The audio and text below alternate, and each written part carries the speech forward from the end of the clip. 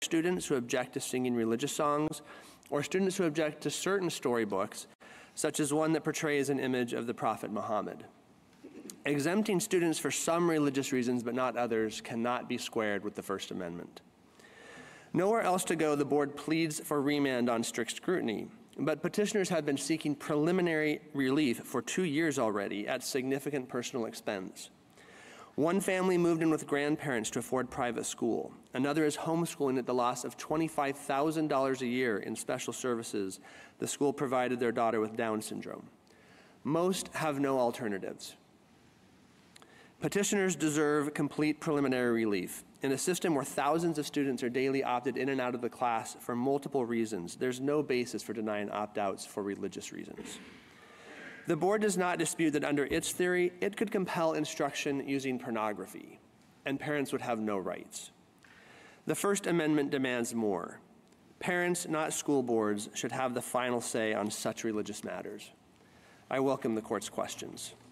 Could you spend a minute or two to explain why the record shows that the children are more than merely exposed to these sorts of things in the storybooks? Yes, Your Honor. I would start with the books themselves. The books themselves teach, for example, that children... No, I mean, what I'm talking about is not necessarily what the books say, but rather is that are the books just there and no more, or are they actually being taught out of the books? No, we know that the teachers are required to use the books. When the books were first introduced in August of 2022, the board suggested they be used 5 times before the end of the year. That's in the that's at 273A in the CERT appendix. One of the schools, the Sherwood School in June, for Pride Month said that they were going to read 1 book each day to celebrate Pride Month.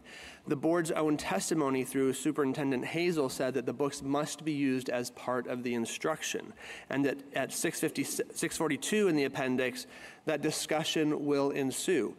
That was the entire point of withdrawing the opt-outs and removing, even notifying parents. They're not even allowed to know. The board said in that statement it was so that every student would be taught from the inclusivity storybooks. And also the district court transcript at 63 has counsel's admission that some of the books have to be used and it can be more. The school board alleges that the opt-out system became unworkable. Is that a factor we should take into account in deciding whether it could be required? Certainly, there could be situations where it could be unworkable. The board never raised that until after this litigation commenced. When they announced the withdrawal, they said it was because every student needed to read the inclusivity books. When they produced documents in response to an open records request, there was no mention of it not being workable. When parents met with the superintendents, this is in the Hisham Garti declaration at JA 44, the reason given there was inclusivity. There was no mention of administrability until the litigation's been filed. And even then, all the board was able to come up with was an argument that in one instance, in one school, there were dozens of students who opted out, where if the average school size in Montgomery County is 700 students across at least a dozen classrooms, you're talking maybe 1 student per classroom. That hardly compares with the 1 in 8 students who are opted out for individual education programs. 15% of students in Montgomery County who are taking English for speakers of a second language. The board's own opt-outs that are required from the same instruction required by state law to be opted out when the same books are read in health class. Counsel, that wasn't the basis of the circuits, the district court or the circuit court's denial of preliminary injunction. They never reached the issue of whether or not there was disruption or what the motive was for taking away the opt-out. What they decided was that there wasn't coercion here, that there was mere exposure. I understood from the record that all that was required is that the books be put on the bookshelf. If that's all that's required, is that coercion? Well, that's not what's required here. We know it's undisputed. Please answer my question. If all that's required is exposure, our clients are not contesting that would be, are not saying that would be a burden in all their right, case. then let's go to the second step. Let's say there's compulsion to read the book out loud. is merely being exposed to the reading of the book out loud coercion? Well, even the board admits that the exposure could be a burden. And for example, they say at 25 note 7 of their brief that if they were exposed to pictures of Muhammad, that would be a burden that they would allow an opt-out for. And certainly whether there's a burden... Let's go back. Is it generally that the mere exposure, haven't we made very clear that the mere exposure to things that you object to is not coercion? It would really depend on the individual religious beliefs. Here, for example, our Catholic clients... So what you're saying is that the exposure of children to the fact that two people are getting married is coercion? That two people of the same sex are getting married is coercion? So our clients have not raised that objection. I suppose someone could raise that. But let's talk about what in the portrayals, so that the mere reading or looking at the pictures, like looking at an image of Muhammad, would be coercion. Because I'm looking at the books, I've looked through all of them. They have two men, little Bobby's wedding, where they're getting married. One is black and one is white in this rendition of the book. I had one with mice. The two male mice looked identical to me. Is looking at two men getting married, is that the religious objection? Again, it would depend on the individual beliefs of the clients. For example, many parents would object to their child being exposed to something like pornography or extreme violence. It would vary. We're not going there. So, Mr. Baxter, I'm sorry. I'm sorry. Let me just finish this. Sure. Line. So, just answer my question. Is looking at the pictures, is there any affidavit from any parent that merely looking at people getting married, holding hands, none of them are even kissing in any of these books. The most they're doing is holding hands. That mere exposure to that is coercion. Our parents would object to that. They follow. All right, now, so let's move to what I think your objection is. I think your objection is to the student guidance, correct?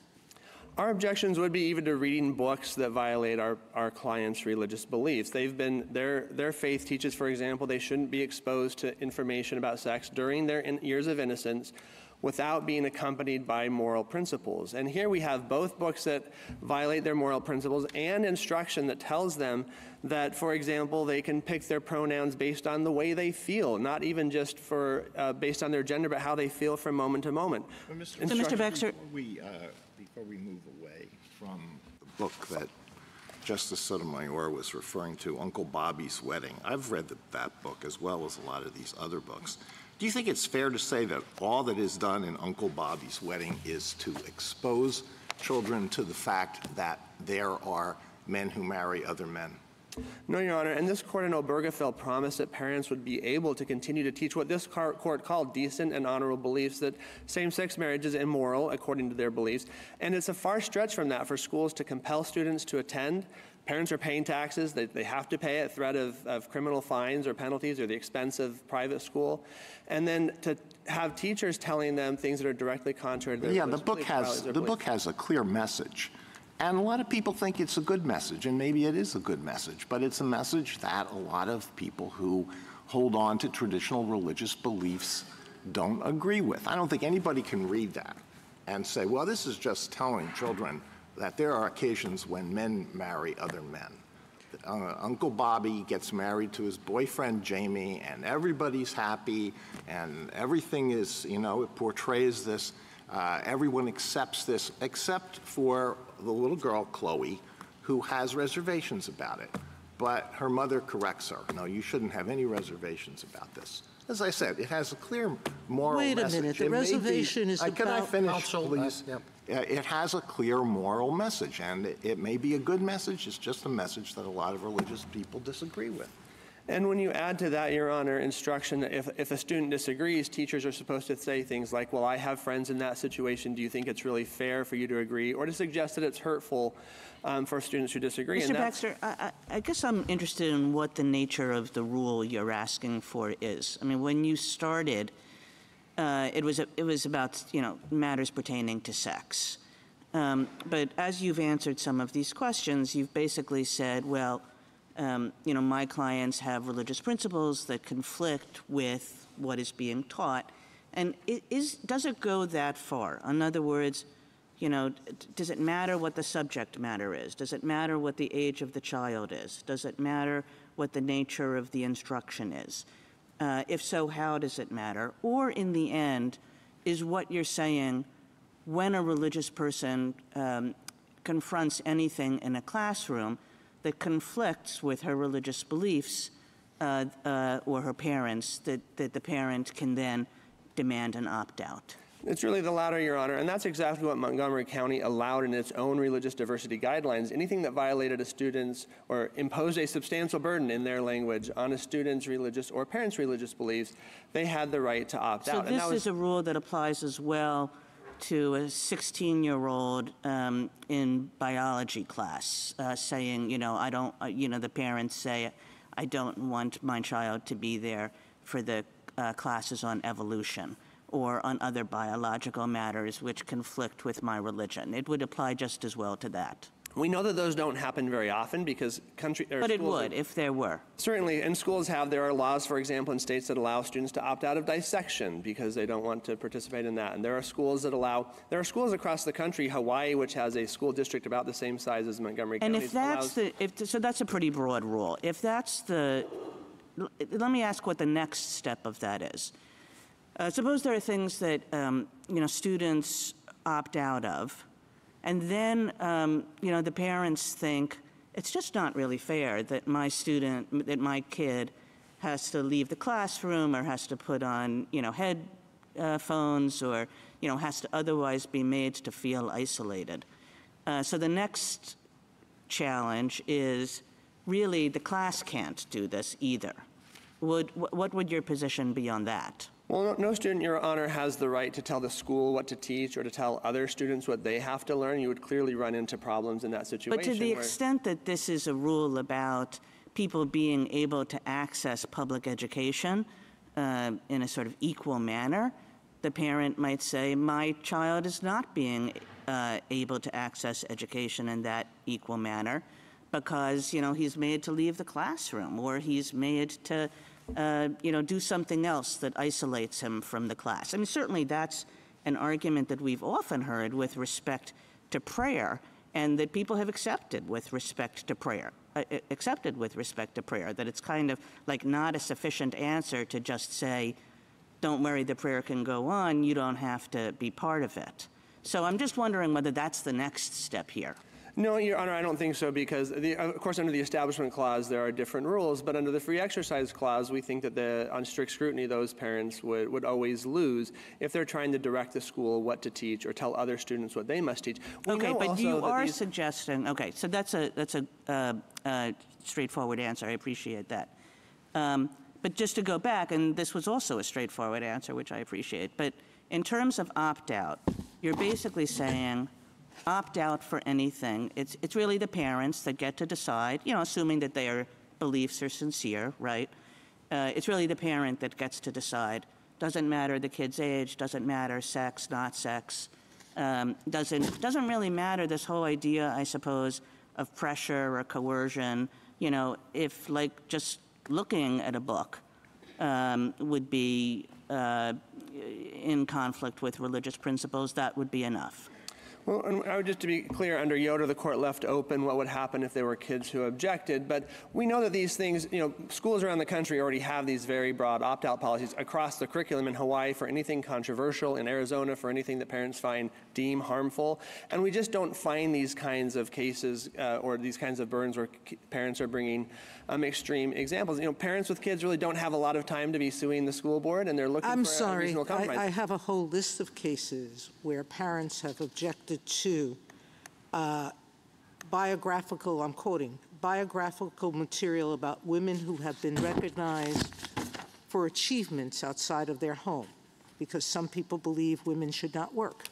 So too, parents have objected to teachers reading books featuring divorce, interfaith marriage, or in modest dress. Forget about the evolution, because that's come too. You've just said, are these all coercive? Well, again, it's whatever coercive means, they could create a burden. This court has defined burden very simply, that if someone is trying to exercise a sincere religious belief and the government is prohibiting or inhibiting their ability to exercise, that creates a burden. If someone's prohibiting just looking at something that they object to, that's burdening their religion? Again, we don't see these cases arise in reality. For reality's sake, you see interfaith couples all the time walking around. You see interracial couples walking around. You see women on this court in positions of work outside the home. And no one here is raising a burden in that situation. We're far beyond that, where our indoctrination. But there are cases to that effect in schools. And those cases, so tell me where you're going to draw the line, other than saying that if anyone objects to a book, well, you want more than that, because the request here is to instruct the school to tell you its curricula, to guess at what you might find offensive, and then let you opt out. Because that's the injunction you're asking for, isn't it? You're asking for the ability for schools to provide you with the information about what's being taught, and if you object to it on religious grounds, to opt out. Your Honor, I see my light is on. May I answer the question? You may, yes. Your Honor, even under Yoder, without Yoder, under a Smith regime, in here, those things would trigger strict scrutiny if you're in a regime where there's direct discrimination like we have here. We have students who are being told that they can opt out for certain religious reasons but not other religious reasons, and that's always going to get you to strict scrutiny. Thank you, counsel. As far as simply looking at something, looking at the image of Muhammad is a serious matter for someone who follows that faith, right? That's correct, Your Honor. And Barnett already helps provide some guidance on this, that forcing people to do things that directly violate their faith violates the Free Exercise Clause. I don't know how often it comes up in the schools, but our religion clause jurisprudence does have the element of sincerity. That's correct. There has to be a religious belief. It can't be just something that you disagree with for political or philosophical reasons. It must be sincere. There's also a substantiality requirement that depends on the objective pressure that the government's putting on you. All of those things provide a significant screen. And we know from history, from common sense and looking at what's happening in schools that have these broad opt-out policies, like Montgomery County itself had prior to this lawsuit. Anything that violated your beliefs, you could opt out. And we didn't see these kinds of, and when they have come up, courts have dealt with them in reasonable ways. Thank you, counsel. Justice Thomas? I think you mentioned Yoder a couple of times. Would you spend a minute on how Yoder would role it would play in our analysis, or should play? Thank you, Your Honor. Yoder looked to, in significant part, at the unique coercive environment of the public schools. It referred to the hydraulic insistence on conformity that you find in schools and removing children from their parents for 8 hours a day. Here we have a situation that's even more egregious than in Yoder, where you have children of an extremely young age being indoctrinated in a topic that's known to be sensitive. Every school in the country allows opt-outs since sex ed has been introduced. Unique because of its capacity to evoke curiosity in children, and a curriculum that's designed to disrupt students' either or thinking on sexuality and gender identity. In Yoder, you had incidental encounters with values that were contrary to those of the Amish. And so in many ways, this case is easier than Yoder. Whose interests are we concerned with here? Is it the interests of the children, or is it the interests of the parents? Thank you, Your Honor. We have named children, but for the preliminary injunction, which again was filed 2 years ago, we have raised the rights of the parents. Justice Alito? You've made a very broad argument here at times, and it might be good, it might not be good, but let's focus on what's actually at issue in this particular case. What are the ages of the children who are involved here? These books were approved for pre-K, which in Montgomery County can start as early as 3 if they're going to turn 4 that fall. And it goes up to what? The books that we've all talked about go through grade 6. All right, so you're talking about children maybe in the age of 5 to 11 or 4 to 11. Now, would you agree that at a certain age, students are capable of understanding this point, which probably is not a point that can be understood by a 4 or 5-year-old, and that is that my teacher, who was generally telling me that certain things are right and that certain things are wrong, isn't necessarily going to be correct on everything. It is possible for me to disagree with him or her on certain subjects. Would you agree that there comes a point when a student is able to make that distinction? That's right, and many of our clients' objections would be diminished as their children got older. But here we're in a situation where Montgomery County's own principals objected that these books were inappropriate for the age, that they were dismissive of religion and shaming toward children who disagree. The board itself withdrew 2 of the books for what it said were content concerns because it finally agreed that what parents and its own principals were saying was accurate. Yeah, and one final factor that may distinguish this particular case from some of the others that you have been asked to express a view about, and you did touch on this, is the fact that it concerns sex and gender, and that the Maryland legislature itself has recognized these subjects raise special concerns and has provided for an opt-out from the health classes where these matters are discussed. That's right, and currently in Montgomery County you can opt out from the very same instruction during health class, but then you're required to stay during story time. Right, thank you. Justice Sotomayor? Counsel, a couple of questions to clarify things. Uncle Bob's Wedding, the child character, wasn't objecting to same-sex marriage. She was objecting to the fact that marriage would take her uncle away from spending more time with her, correct? Again, it would be, courts would be engaged in religious discrimination. I'm asking you to answer my question. It wasn't that she was objecting to gay marriage, qua-gay marriage, period. She was objecting to having her uncle's time taken by someone else. I'm not sure that's correct, Your Honor. I think for a child of that age, it's hard to express what their actual concerns are. Well, when the character says, he'll have less time for me, it seems self-evident, isn't it? Your Honor, again, Montgomery County's own principals objected to this. All right, now let's go back to this question of age, okay? And what teachers are saying or not saying. Do you want a special rule for children between kindergarten and 6th grade? Well, if the court wanted to go there, that certainly would make common sense. Parents everywhere know that children are especially vulnerable. Where in our case law would you see that as just mere age is coercion, exposure is mere coercion of a certain age? Well, this court has frequently recognized that, for example, children lack the maturity to make decisions, to discern sometimes between truth and error, to weigh what their parents are saying versus what their teachers are saying. So if some of this objection, you said you don't have an objection to showing an interracial marriage, you don't have an objection, qua objection, to merely gay couples shown to marrying, as long as you don't have approval of that? Is that what you would object to? Well, Your Honor, again, it would depend on the individual's beliefs. And this court has already held, for example, in Bob So Jones, if none of all of burden. the parents, many of the affidavits that the parents put here said they don't mind teaching respect and kindness towards people who are different. The objections appear to be with some of the teacher instructions, the ones having to do with altering the mindset of children, or the ones talking about gender being a guess at birth.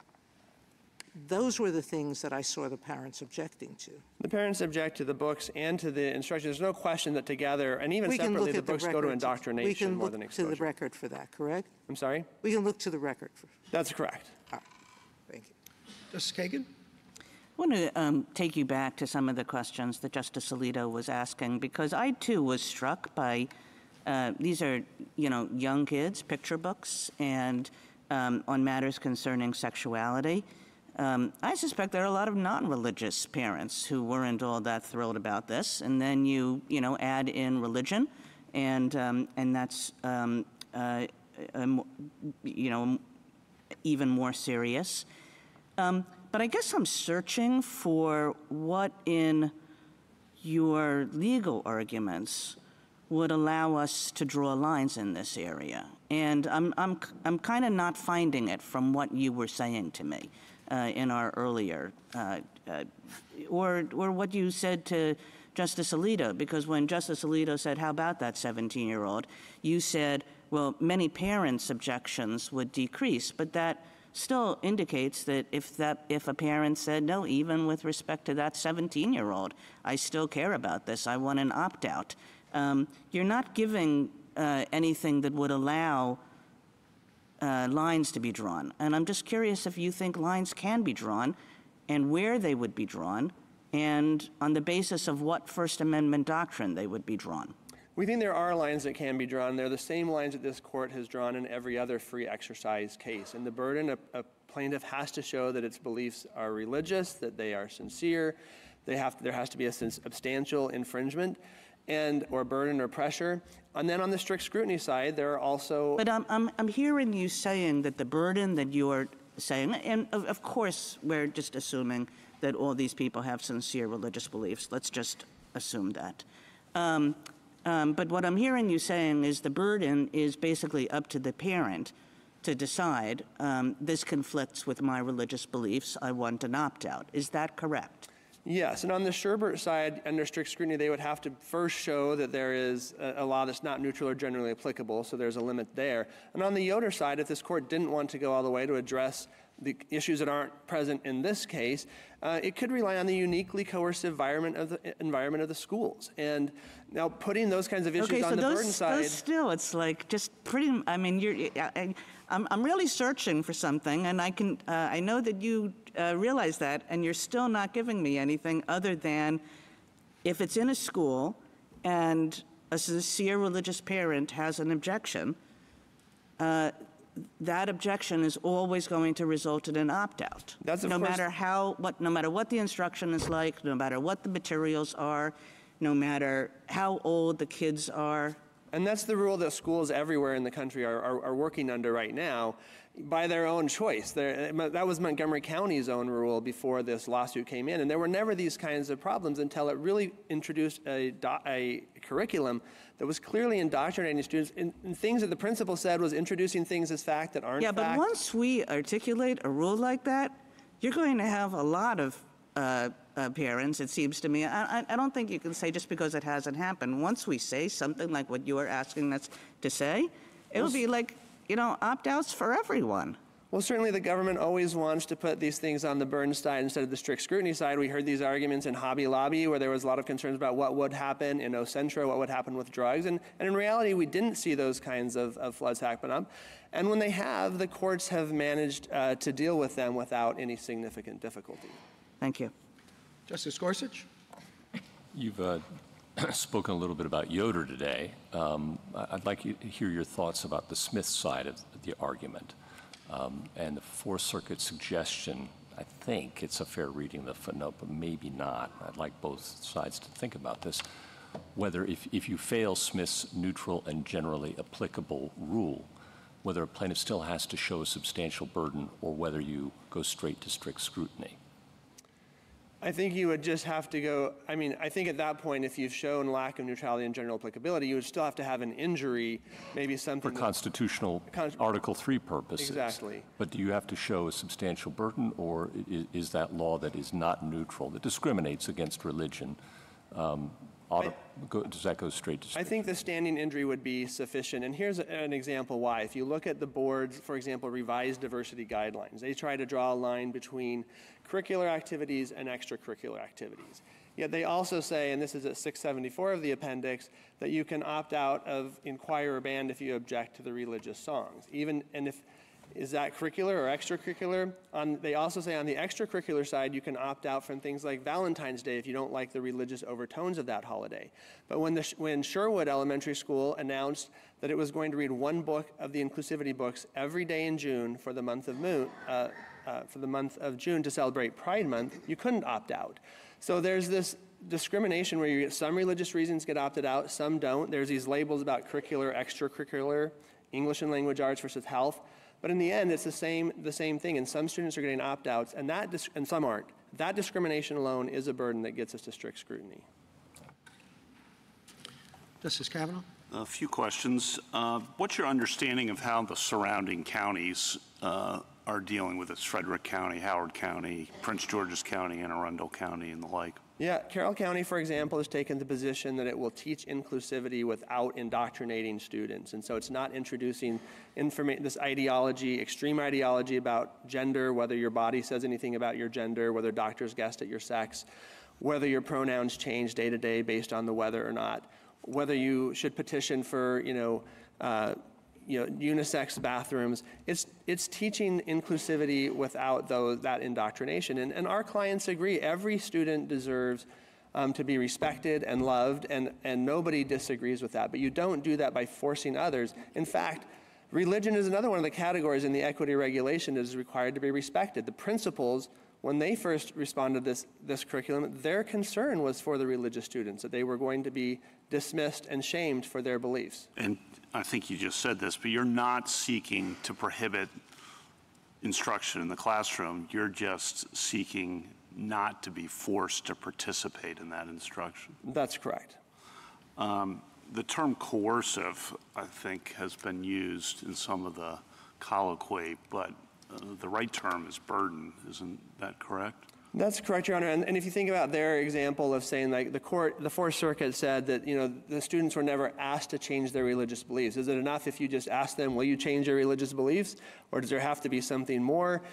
That is really not a workable standard. And schools should not be treated differently than any other government entity as far as what their obligation is. And it somewhat flips the Bill of Rights on its head if we're worried more about extreme examples that don't happen to protect the government from the parents as opposed to protecting the parents' fundamental rights to direct the religious upbringing of their children. And then in terms of sincerity, in other words, if you're lying about your religious belief, that can be inquired into, but not the legitimacy, the reasonableness, the acceptability, the consistency, none of that. A court has no business questioning any of that about someone's religious beliefs, as I understand our case law. That's right, Your Honor. In this case, again, the fact that the board has admitted that they would give opt-outs to Muslims who object to their children viewing an image of the Prophet Muhammad, but not our Muslim clients who object to their students reading these books, shows that that kind of analysis would entangle courts in religious questions and invite religious discrimination. And then I guess I am a bit mystified as a lifelong resident of the county, how it came to this. Can you just tell us what happened when in March of 23, what happened in terms of the objections and how the school board responded, to give us a little bit? Well, I share your concern. Two of my kids graduated from MoCo and were opted out when they asked on their own accord to opt out of some instruction on sex education. And what happened is, we're not even entirely sure, because for the entire first year, the board promised in multiple places on Fox News and other media that parents would be notified and then they would be opted out. The last notice happened on March 22nd, 2023. The very next day, overnight, with no explanation, the board came out and said, we're changing the rule because we want all students to be instructed on inclusivity. That's at 547 in the appendix. That emphasis on all students have to receive this instruction, nothing about administrability. And then from there on, even then they said, if we've already told you you can opt out, we'll let you do that, but more parents can't ask. And then it wasn't until later in the year when they actually revised their guidelines, which still allow certain religious opt-outs and just not others. So this was clearly targeted at religious parents objecting. But then complaints were raised, right? That's right. Hundreds of parents complained. These were mostly, according to the news articles, mostly families from Muslim faith and Ethiopian Orthodox who were objecting when they spoke to the board. The board accused them of using their religious beliefs as another reason to hate, accused a young Muslim girl of parroting her parents' dogma, and then accused the parents of aligning with racist xenophobes and white supremacists. And so, again, there's no question in this case that there is a burden, that it was imposed with animosity, and that it's discriminating against our clients because of their religious beliefs. Thank you. Justice Barrett? So, counsel, we've talked a lot about burden, and I'd like to get a definition. So Justice Sotomayor's questions, I think, track what the Fourth Circuit said, which is that compulsion is required. That's not your position, that compulsion is too far, right? So can you precisely define for me what it means to have a burden? Yes, I think there's three main ways this court has reviewed that. Under Yoder, it would be, is there substantial interference with the parent's ability to direct the religious upbringing of their children? We think we've shown that here. Under cases like Sherbert that have continued through to Fulton, it's, are the parents being pressured to abandon or modify their religious beliefs in order to access a public benefit, like public education? And then I think we also have what I think Justice Gorsuch may have been suggesting, just if there's straight up discrimination where some religious students are opted out and others aren't, then that itself would also be a burden. And I think we satisfy any one of those tests. Okay, I have questions for you about those tests, but I'm going to bracket them to just follow up on the burden question. Substantial interference from Yoder. So would you say you could root it in that because it's rooted in the case? Is it somehow rooted in the definition of prohibit in the First Amendment? Because it seems to me that, the questions that you're getting are about line drawing. I mean, Justice Kagan was making this point. And one place where some of that line drawing might happen is in the definition of burden. So I think the definition of burden is important, and really that's the main thing that's before us. The question of whether you get an opt-out really goes to the Smith analysis or strict scrutiny under Yoder. We don't even have to decide that, right? We don't have to decide whether you get the opt-out. We just have to decide if the Fourth Circuit accurately defined what a burden is. I mean, the court doesn't have to. It's true. I think there are multiple reasons why this court should. I know you want us to, but we don't have to. Correct. And really what we have to do is nail down what it means to burden the right? That's correct. Okay. So unreasonable interference, and you would root that primarily in Yoder for that strain of the doctrine. Correct. Okay. Now, what kind of a claim are you bringing? Are you bringing a hybrid rights claim for purposes of Yoder? Are you kind of bringing all of them, like a straight-up free exercise claim, a Smith claim? I mean, it's a little bit hard to pin down. Yeah, I think we're bringing all of them. We think in Smith, the court said that Yoder fell outside of its rule. Excuse me. And so we think that that's a separate track. And whatever the court meant by hybrid rights or other rights that were at issue in Yoder, we have those same here. However you define that, this is almost exactly the same situation where parents are concerned about what their children are being taught in the highly coercive environment of the public schools. And here we have even more egregiously curriculum designed. The board said when you select these books, we want you to select books that will disrupt cisnormativity, disrupt heteronormativity. And so we think that whatever Smith meant by hybrid rights that may have been at issue in Yoder, we meet that definition. Do we have to embrace the hybrid rights theory in order to analyze your claim or your definition of burden for purposes of Yoder? Do we have to say Yoder is about hybrid rights and this is why you satisfy? I don't think so, Your Honor. This court, as recently as in Espinoza, recognized Yoder as a case being about the free exercise right of parents. The questions presented in Yoder were all about free exercise. And so I don't think that any side statements that were made in Smith have to govern how this court treats that rule here. Okay, and now let me ask you about the burden in this case. So there's been a lot of talk about exposure. The Fourth Circuit said this is just about exposure. You've pointed out, that in cases like, intersection allies, there's actually in the book, it presents a worldview, right? And it says, let's disrupt the norms, that book. Let's disrupt the norms, and many of the books, it's not just pictures, it's actually the text it's talking about there are not just two genders, embracing, non-binary and pronouns, et cetera. So that's exposure, though, to those ideas. It's not just exposure to the pictures of, the two men getting married. It's exposure to the ideas. That's correct. But to clarify, what are your clients objecting to? Are they objecting only to exposure, or are they objecting to what they're calling indoctrination?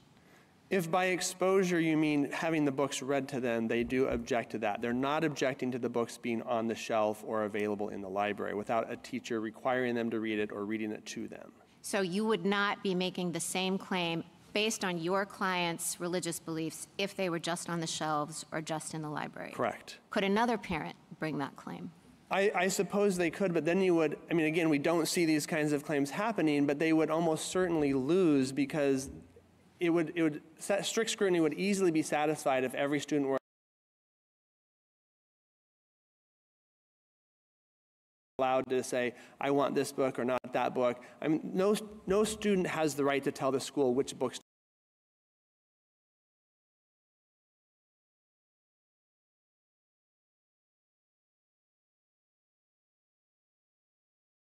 choose or what curriculum to teach or what other students will have to learn. And so we think that those would easily fail under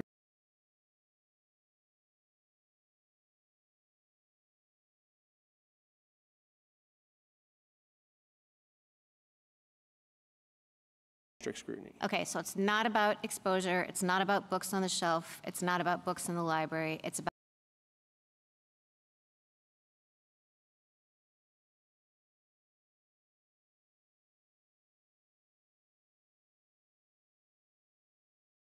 family. They also have an objection to any kind of discussion for young children outside of their family circle, as do many families, as the court's noted. Okay, and so I want to talk about the public benefit analysis. So the government frames this in terms of public education as a public benefit, and your friends on the other side do too. And I'm just trying to figure out if that's the right way to think about this, because in Maryland, you're compelled to send your children to public schools, and it's a misdemeanor if you don't, and you're fined if you don't. And it's true that the statute gives you an exemption to that compulsion if you choose homeschooling or private school, and what is it, like thorough and comparable instruction. But this isn't like a public benefit like we apply for, rubber tires for our playground, or, we apply for a license to engage in some kind of activity. There's actually a compulsion here.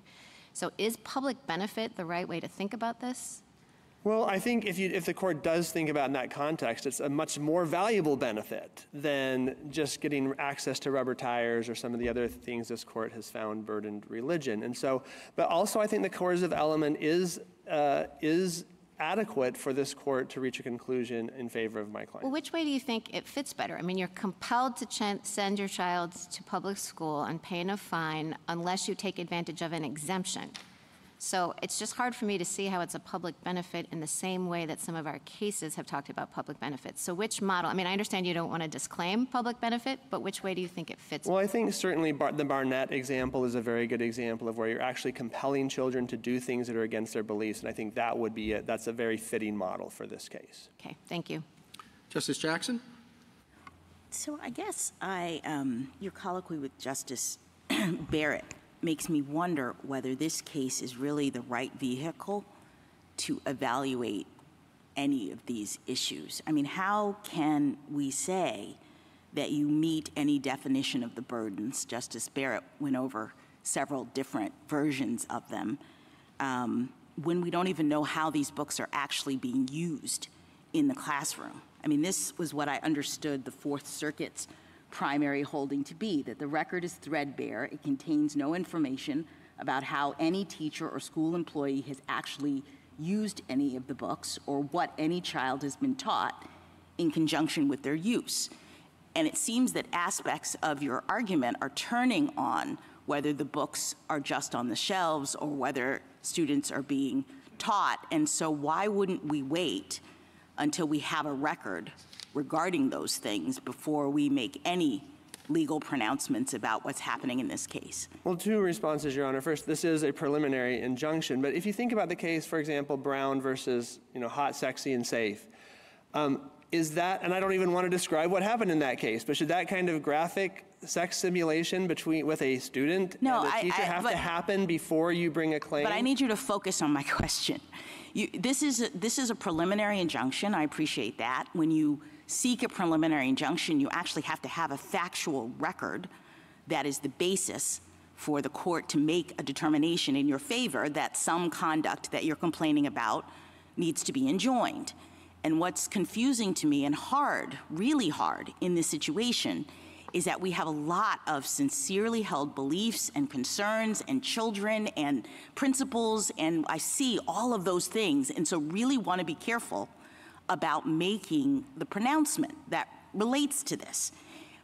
I don't understand how we can do it on this record because we can't know. We don't at this moment, based on the record you've provided, know that these books aren't just sitting on the shelves. And you've said that if that's the case, that's not going to be enough.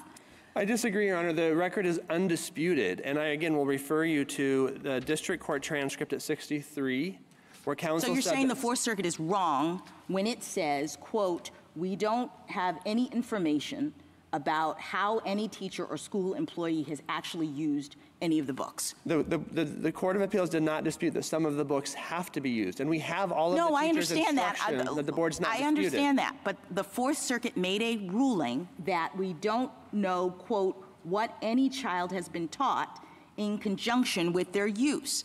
So are you saying that you do have affidavits and information about teachers in the classroom and what they've taught children of different ages about these books? Yes, we do. All of our clients have, in their declarations, they describe which books were going to be read to their children. Were the clients in the classroom? They were not in the classroom, but they know. And again, we don't have to wait until the injury has happened to get relief. The point of a preliminary injunction is that we can, when the injury is imminent, we can seek relief to stop it from happening before our children's innocence is destroyed. Let me ask you another series of questions, because I'm just trying to understand the implications of the rule that you want us to reach on this record where we're not really sure what's going on. Is your argument actually confined to the content of the school's curriculum? I mean, I appreciate that you say we're in the public school, this is a uniquely coercive environment, but what if we have a teacher who is gay and has a photo of a wedding on her desk? Is a parent able, or could they opt out of having their student be in that classroom? Well, we think no, because the student, the student may claim a burden, but on the question of the student doesn't have the right to tell a teacher what to say. The teacher has speech rights that would. But I guess I don't understand that, given your argument. I mean, so example one, we have a gay teacher in the classroom, and they have a wedding photo on their desk, and the children are exposed then to the same kinds of picture that you say is in the book that you don't want children to be exposed to. What about the parent, the teacher showing pictures from the wedding, or the teacher goes off to get married and comes back and talks about their spouse? Do we have opt-out provisions for children in that situation? Again, we think the same rules would apply, and if you were in a system— The same rules would apply. So this is not just about books. This is about exposure to people of different sexual orientations, and the objection, the sincerely held objection, that children shouldn't be exposed to this. Again, our clients are not raising those, and we know that these kinds of objections aren't happening. Here, the board is imposing indoctrination on children. What if a student group puts up "Love is Love" posters around the school featuring same-sex couples or trans youth? Do parents have to have notice of this and the ability to opt their children out of going into the parts of the school where these posters are? Again, we don't think that any child has the right to dictate what the school does or what other students say. No, they're not dictating. They just want an opt-out. They don't want their children walking. We think they would lose in that situation. Why? What about your principle does not also mean that if we have a section of the school with "Love is Love" posters and, children who have to go through there, what about your principle says that a religious parent shouldn't be able to say, I don't want my kid walking in that part of the school? Well, they would lose because the strict scrutiny analysis would favor the board in that situation, because it would be impossible for the board to satisfy every student's needs about what's on the board. Now, if you're in a situation— I'm sorry, it would be impossible for them to actually implement an opt-out in that situation? That's right. So if the request, for example, is so broad, like it was in Yoder, that the only option is for the students to be removed from the school entirely, that would be then the least restrictive means available. And so under normal strict scrutiny analysis, these things— Can I give you one more? What about a trans student in the classroom? There's a student who's in the class. Must the teacher notify the parents of the student's existence and give them an opt-out to not be in the same classroom with this child? No, and we've never said that there's an independent right to be noted for schools to anticipate what parents might object to, but when parents know something, there could be a sincere religious burden. Yes, a parent knows. The child comes home and says, there is a transgender child in my classroom, and I know what you've taught me in terms of religious teachings. I object to that. Parent knows.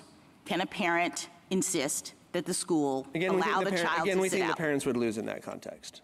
All right, let me ask you one other set of questions about coercion. Because Justice Kavanaugh points out that you know, the test is burden. I had understood that the way in which this court analyzed burden in these kinds of cases is to look to coercion. So they really aren't a separate thing. And I guess what I'm really puzzling over is that it seems to me that coercion in this context is actually operating at two different levels, and that we have to kind of really focus on that in order to understand what's happening. One is to the students in the classroom, the coercion of being forced to be exposed to these kinds of materials or these kinds of things, or can they opt out? But I think there's another coercion, and you've touched on it a little bit, and that is assuming that there's no opt-out in this environment. Are students being coerced into being in that school at all?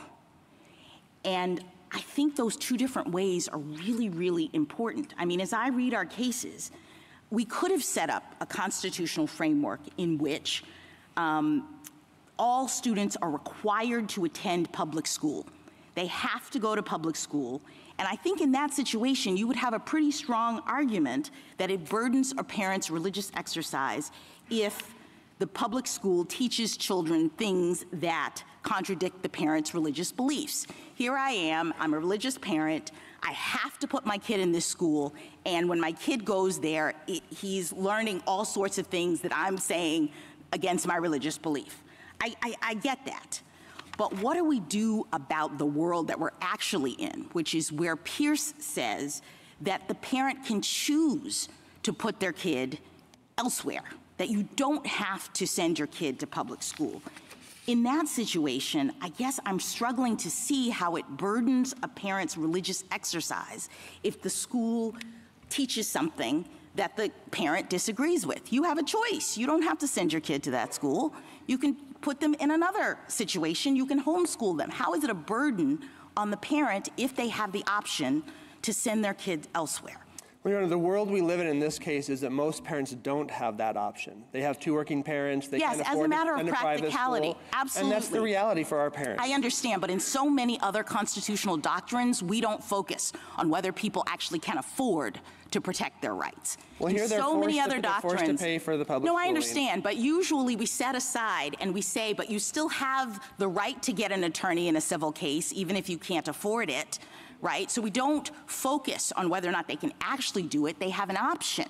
And what I guess I'm worried about is a world in which when there is an option to send your kids somewhere else, it seems to me that these parents would be dictating what this school does in the way that you say our cases say they can't do, right? In Carson versus Fulton, this court never required coercion. The parents were already paying tuition to go to the school. In all those cases, Lukumi, the schools didn't really need tires. They weren't being coerced to do anything. This court has always sent Sherbert, Adele Sherbert, Thomas, they weren't being coerced to do anything. They just were being pressured to violate their religious beliefs in order to access a benefit that's much less valuable than education. Thank you, counsel.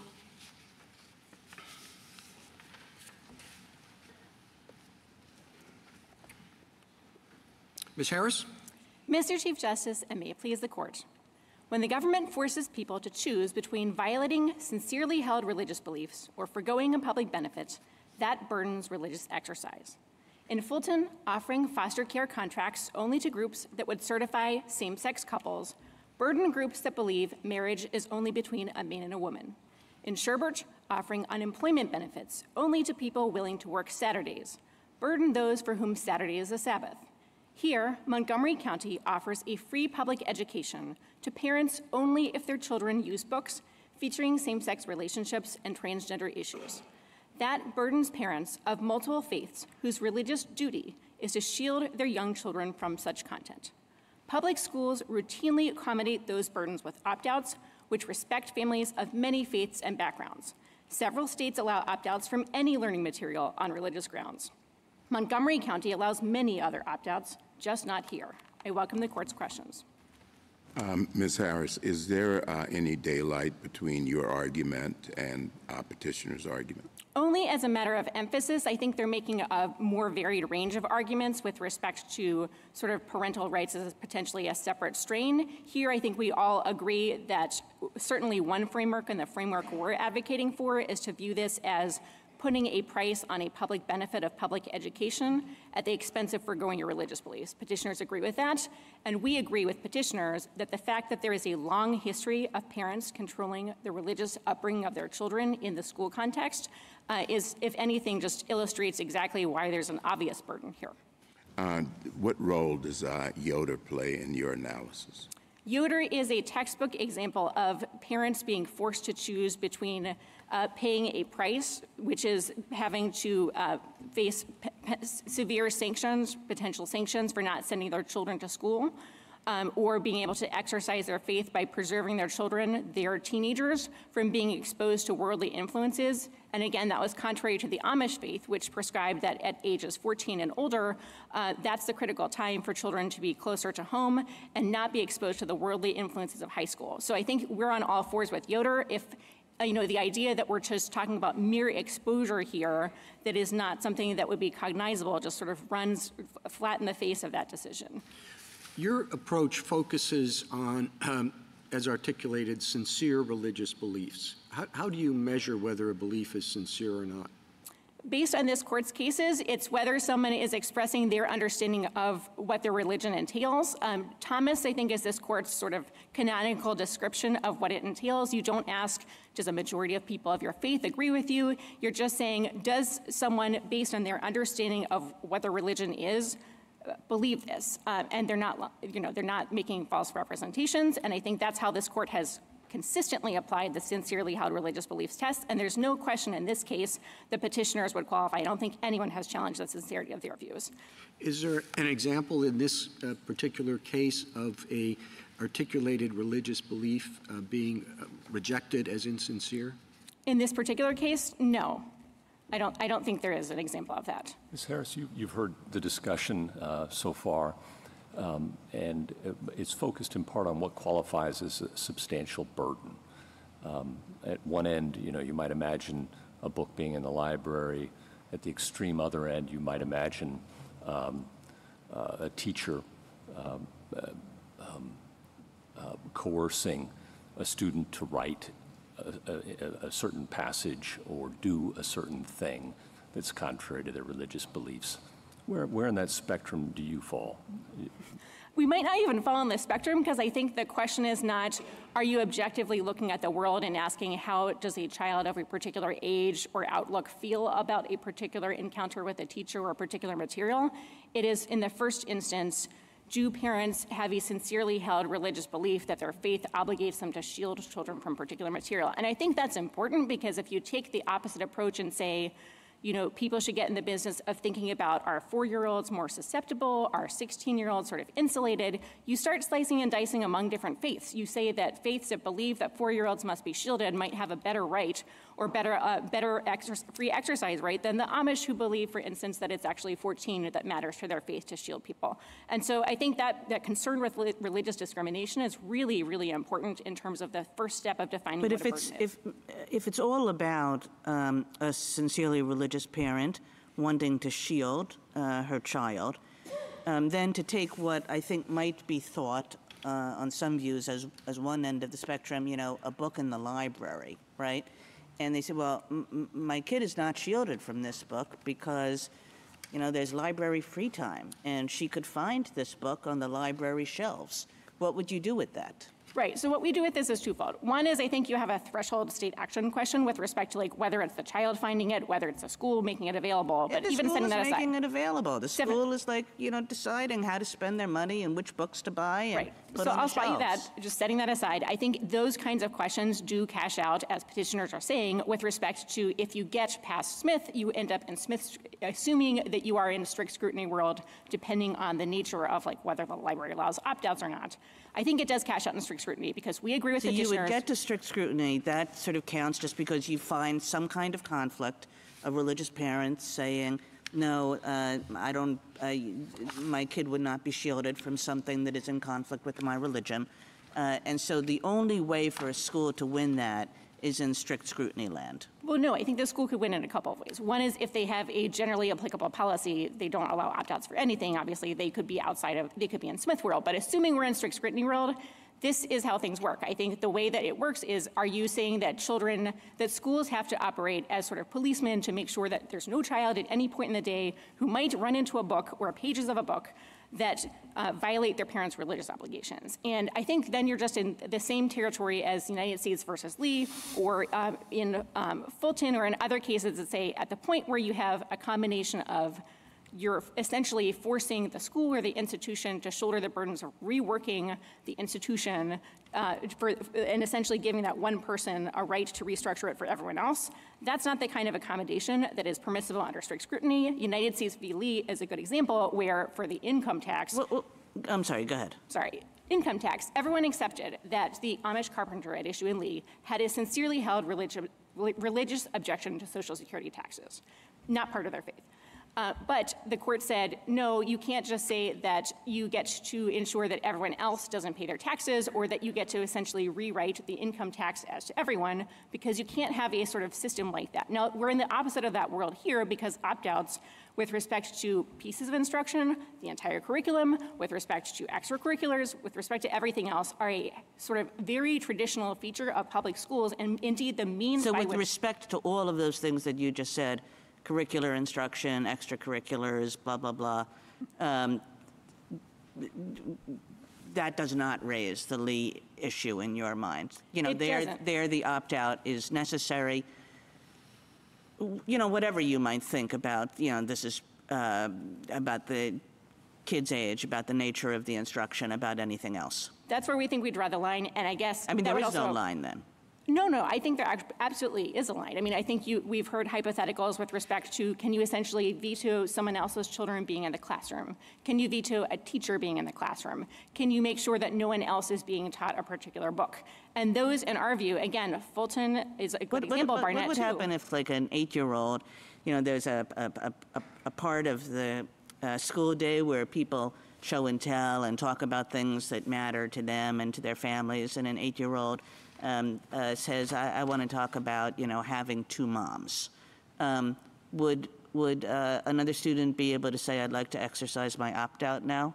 I don't think so, because in that particular context, what you're talking about is other students talking. Just as if there's a lunchtime conversation among students that raises various issues, schools and teachers and the board are not engaged in state action just by not policing everything that any student in the school says in any part of the day. It's just what the teacher says. It's what the teacher says, and again, I guess I would take it yet a further level. So there's teacher liability, and then for the board, of course, to be liable, you have Manel issues with respect to whether it's a policy. And just how this works out practically, teachers— And do you think it's okay, Mr. Baxter's answered one of my questions. He said, you know, he has no objection to the fact that, you know, the school would say, well, you know, you should leave the room. And then if the next thing is, I don't want to leave the room, I want to be in the room, you know, in the same way as everybody else is, I just don't want them to be talking about that. Is that a claim? We agree with petitioners. That would be that's just the same version of the veto that we already talked about. That's not a permissible, that would fail under strict scrutiny. That's not how opt-out works. And I think it's very telling. Because the person could say, like, I'm not getting the same education, the same public good as everybody else is because I have to leave the room. And I don't think that happens as a matter of practice. And the reason is, again, you have 5 states ranging from Pennsylvania to Arizona, Utah, Hawaii, Minnesota that have very broad opt-outs, even broader than any sort of constitutional rule being proposed here. And you don't see people saying, I have a sort of right under a state law action to not have this particular opt-out operate that way. The way these have always worked is you either are sort of outside for a brief period of time, or you're offered some sort of alternative. And again, this is not something that's hard for schools. It's something that schools have done for a long time. It is not a sea change. And respondents have the same problem, which is if you accept that it is some sort of level of compulsion that triggers it, they're accepting the same whole series of opt-outs and alternatives too. Thank you, counsel. Justice Thomas, anything further? Justice Alito? Justice Sotomayor? The injunction here sought by defendants asks for 2 things. Parents notice an opportunity to opt their children out of reading, listening to, or discussing the Pride storybooks. The injunction presumably would require what you say is not required, to take the books off the shelf, correct? No, I don't think that's what they're requesting at all, and petitioners seem to have disclaimed that. Petitioners are saying they would like the ability to, they basically want the To opt out from forcing the child to read the book. So they want the But that's child not to the be, words used here. yes, they want the child to be outside of the classroom if they are exposed to the book. They want the status quo ante that Montgomery County previously offered. All right. So, but you're not objecting either to having the books on the bookshelf in the classroom. We don't understand that to be the claim here. All right. Now, they also asked the court to, quote, enjoin defendants from denying them advance notice and opportunity to opt their children out of any other instruction related to family life or human sexuality that violates the parents' or their children's religious beliefs. Is that an enforceable injunction? Is that an enforceable injunction? I don't know what related to family life would mean. It could be any picture, any book that talks about people getting married, interracial couples. I think it's defined by the contours of their particular claim and by the way in which Montgomery County and the state of Maryland have defined We topics. require injunctions to be more precise than that. I think regardless of how the court feels with respect to the specificity of this injunction, it seems pretty definite in the context of the case. And with respect to the question presented, whether there is a burden if parents are not able to have the advance notice of opt-out of the material that their religious obligations prohibit, that's a clear burden. Justice Kagan? Justice Gorsuch? The way you briefed the case, the government's briefed the case, is a public benefit case, as you discussed. Another way to think about the case, as Justice Barrett was discussing with your colleague, was through the lens of Smith and whether the counties acted neutrally pursuant to a generally applicable rule. What are your thoughts about that? We have some statements that Justice Kavanaugh referenced from board members to parents and children, and we have opt-outs for all manner of other kinds of considerations for Valentine's Day and Halloween and other things. Would that be another way to approach this case? It absolutely could be. I think that the way it would work would be you would find discrimination on the basis of religion, not just that there was not a generally applicable policy. So obviously non-generality would be enough to get you out of Smith. But I take the petitioners to be going further and saying there's evidence in the record of more like a Lukumi-like animus type claim, where there is sort of the only explanation for the board's shift is they did not like the religious objections. They have expressed hostility in various comments to religion. So that is absolutely another pathway the court could go down. And again, we choose the public benefits path because on this particular record, it seems particularly sort of clear that parents have a sincerely held religious obligation that is being denied in this context. That would suffice to get to strict scrutiny and sort of go through the rest. Oh, well, sorry, one other question. Some lower courts have taken the view that even if you have a discrimination against religion, so you failed the Smith test, that you still have to show a burden, a substantial burden in addition to that. And one might read a footnote in the Fourth Circuit's opinion to suggest that. Do you have thoughts about that? This court has held in cases, certainly most recently in the Trinity Lutheran Trinity, that discrimination on the basis of religion, if you are treating people of faith worse or a particular religion worse or discriminating in the Lukumi sense, that triggers strict scrutiny. Thank you. Justice Kavanaugh? Just to be clear, your position in this case is that you're not seeking to alter the instruction in the classroom or what's the content of the classroom. You're only seeking not for these children to be forced to remain in the classroom, correct? Exactly. And then if there is a substantial burden, you get to the next step of the analysis. Why do you think this is not generally applicable? Two sets of reasons. One is that it's discretionary. So by definition, it's not generally applicable. The board can turn on a dime and change who gets exemptions, what kinds of exemptions are covered. And that's, in fact, the record here, that they changed overnight as to what kinds of exemptions they would allow. And two, in terms of lack of general applicability, is the patchwork of exemptions they currently allow They allow exemptions for musical performances. I think they allow exemptions for dissection. They allow exemptions for Halloween, for birthdays, for any kind of religious observances on Saturdays or Sundays that might interfere with extracurriculars. The one thing they allow exemptions for sexual education in the classroom components. The one thing they don't allow is the exemptions for the storybooks, and that is sort of the hallmark of something that is not a generally applicable policy. On your first point there, the alternative one about changing the policy, couldn't that be said about every policy that exists, even one that has no exemptions at all? Oh, well, they could change it tomorrow, therefore it's discretionary, therefore strict scrutiny. How would you answer that? I would answer that by saying the court has looked at sort of legislation and other sort of things that are binding differently and said, if you have a law that says there's no exceptions, it's a different situation from if the decision maker tomorrow just retains flexibility. I mean, if you think about Fulton, the way in which the court thought about case-by-case discretion in that case, if you have a decision maker who can just say, I'm going to, in my discretion, reverse course, decide to give you a one-off opt-out or a categorical opt-out tomorrow, it seems hard to see why that would be generally applicable. And again, the fact that the board did something similar to that here. We don't need to address that here, I suppose, because of the exemptions that exist for other things makes it non-generally applicable in your view. Yes. And then on strict scrutiny, why does the county fail strict scrutiny? The county fails strict scrutiny because the question is whether the county has a compelling interest. Here, their asserted interest appears to first and foremost be in administrability and not granting opt-outs to the petitioners. That's the way the courts framed the burden analysis in Fulton and Yoder,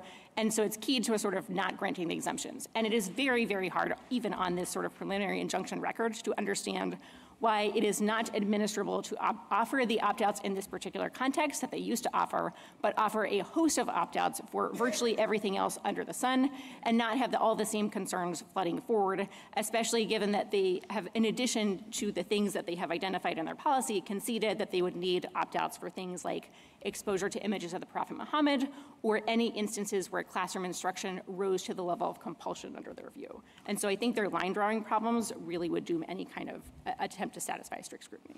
Is the United States aware of any other school board in the country that's done something like this? We aren't, I can't vouch for it not happening, but I think more relevantly, we're aware of many, many states and school districts that take the opposite tack and allow opt-outs far beyond any kind of constitutional rule that would be adopted in this case. Thank you. Justice Barrett?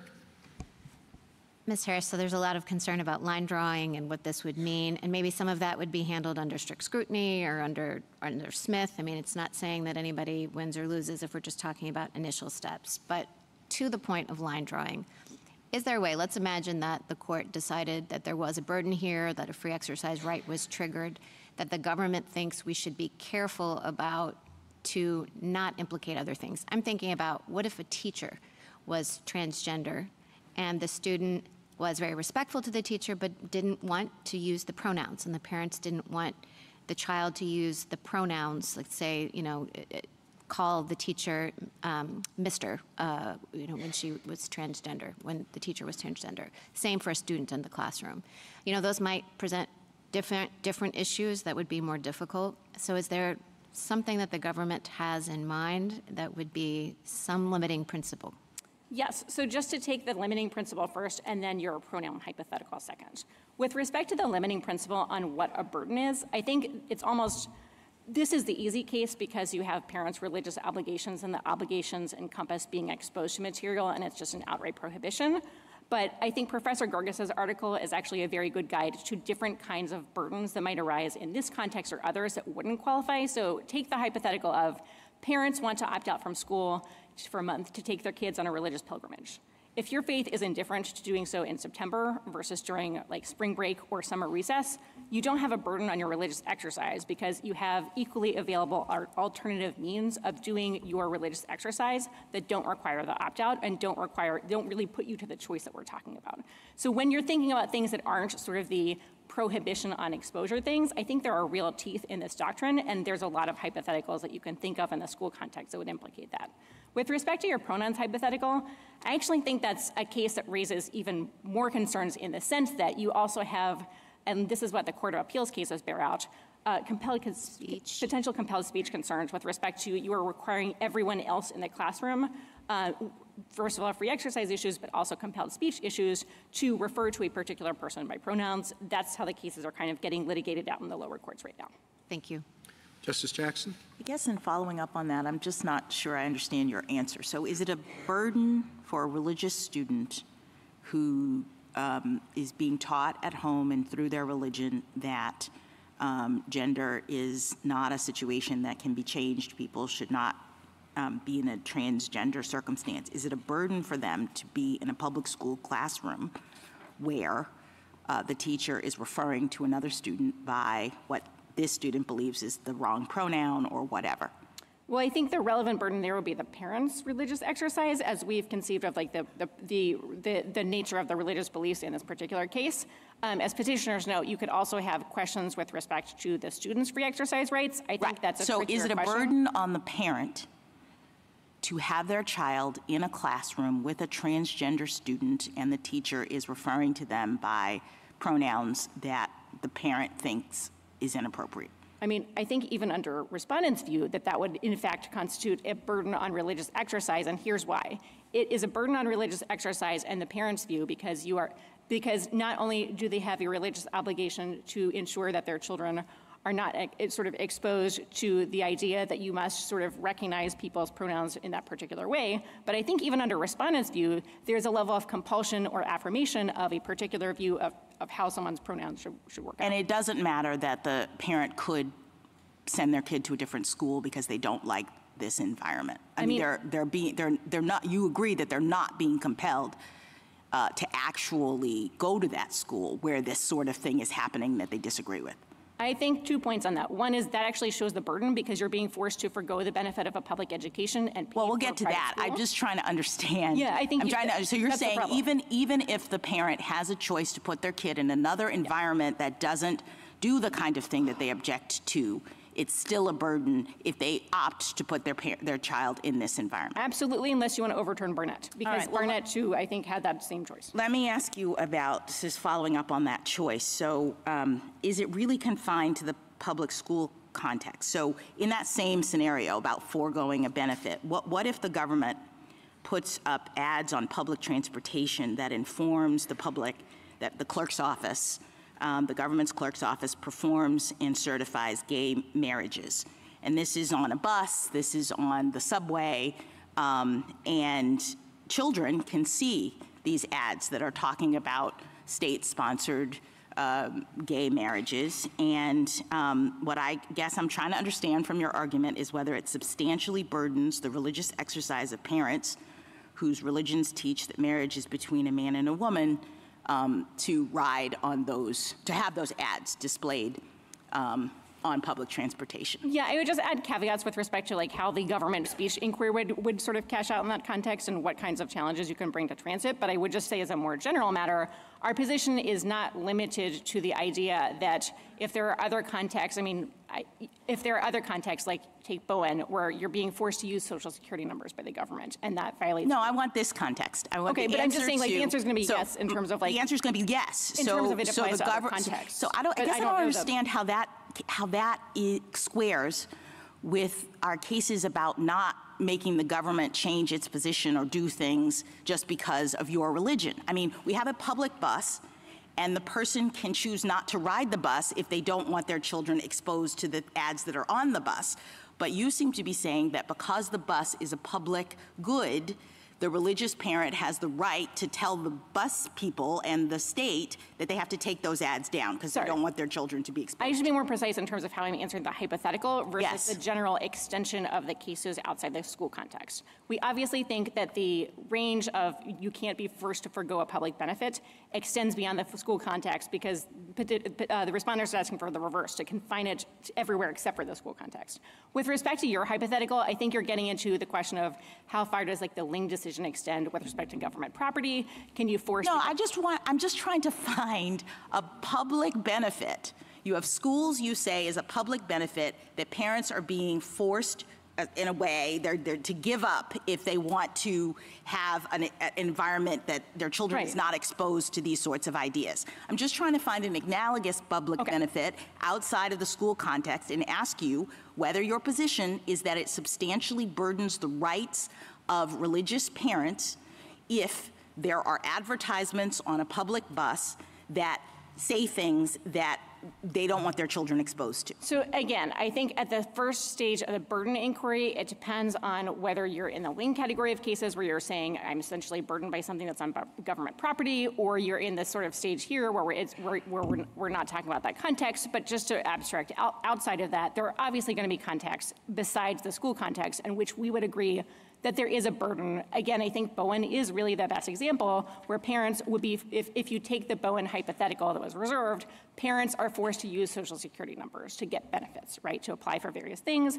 That burdens their religious exercise. So yes, it applies in those contexts, but I think that is that's sort of a feature of this court's jurisprudence, because this court has not said that public benefits can't be burdened. But isn't a feature of our jurisprudence that we haven't said before that mere exposure to these sorts of things create burdens? I mean, I understand that most of our jurisprudence in this area is about forcing people to affirm, the Pledge of Allegiance, forcing people to go to the public school. It would be one thing if the state, in my hypothetical, said everybody has to ride this bus.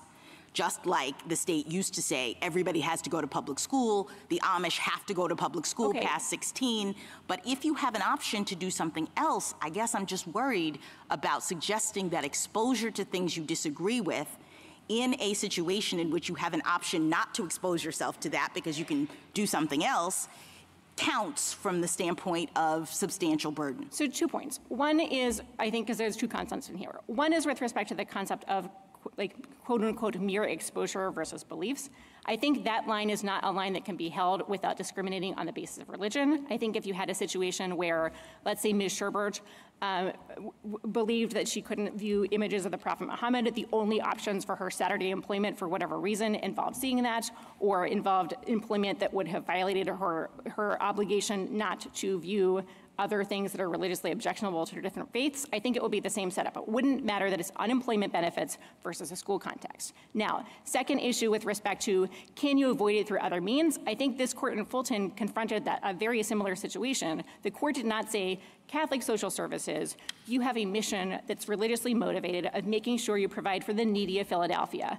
Instead of doing so through foster care placements, you have lots of other ways to serve those children, so go off and do so, even though the only means of serving foster care children through Philadelphia required violating their sincerely held religious beliefs in terms of affirming same-sex marriage. Thank you. Thank you, counsel. Mr. Schoenfeld? Mr. Chief Justice, and may it please the court. Every day in public elementary school classrooms across the country, children are taught ideas that conflict with their families' religious beliefs. Children encounter real and fictional women who forego motherhood and work outside the home. Children read books valorizing our nation's veterans who fought in violent wars. And children in Montgomery County read books introducing them to LGBT characters. Each of these things is deeply offensive to some people of faith, but learning about them is not a legally cognizable burden on free exercise. Adopting petitioners' view of the case would conscript courts into playing the role of school board, a task for which this court has recognized they are ill-suited. And a constitutional requirement to provide opt-outs from anything someone finds religiously offensive would mean public schools must find alternative classrooms, supervision for young students, and substitute lessons each time a potentially offensive topic arises. That is not what the Constitution requires, particularly given the special characteristics of the school environment. This court has made clear that exposure to offensive ideas does not burden free exercise. And it has held that the government is not required to do its daily work in ways that make it easier for parents to raise their children in the faith. Given the diversity of religious beliefs in America, petitioner's rule would require courts to adjudicate an infinite variety of curriculum challenges brought by parents with different religious beliefs. That is not hypothetical, as 40 years of litigation on these issues makes clear. The books at issue here, 5 among hundreds in the curriculum, are meant to foster mutual respect in a pluralistic school community. MCPS makes explicitly clear that students do not need to accept, agree with, or affirm anything they read or anything about their classmates' beliefs or lives. The lesson is that students should treat their peers with respect. I welcome the court's questions. Couldn't you solve those differences simply by restoring the opt-out?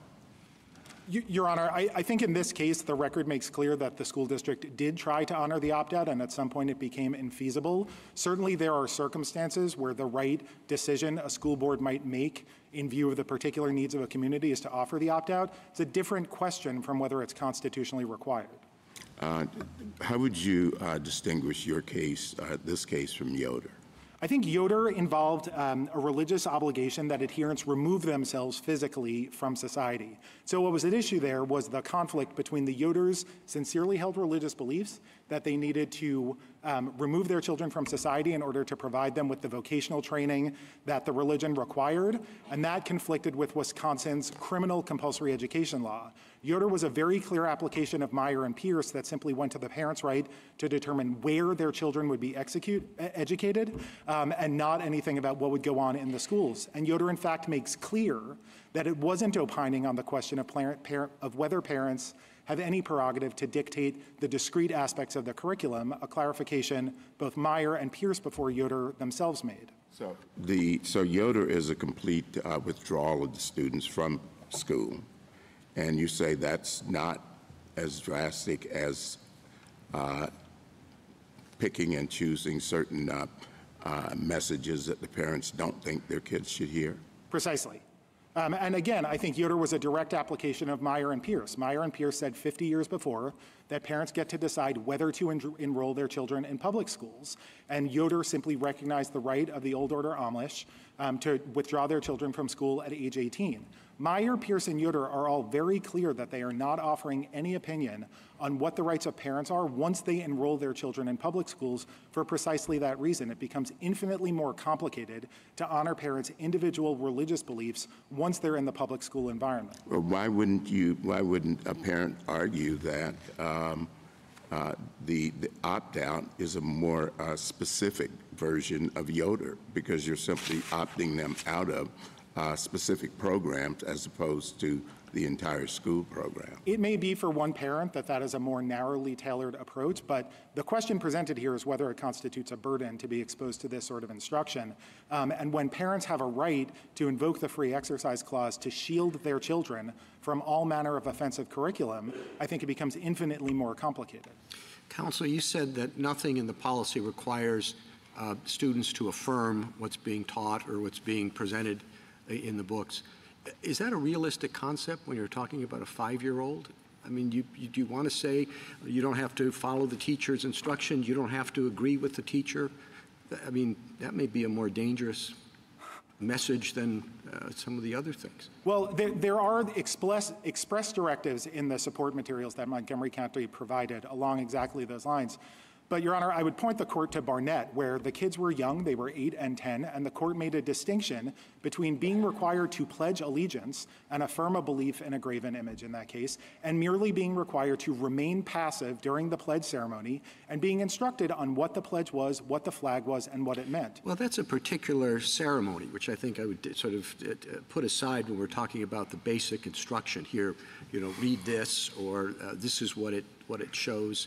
On an issue that presents serious religious objections for the parent.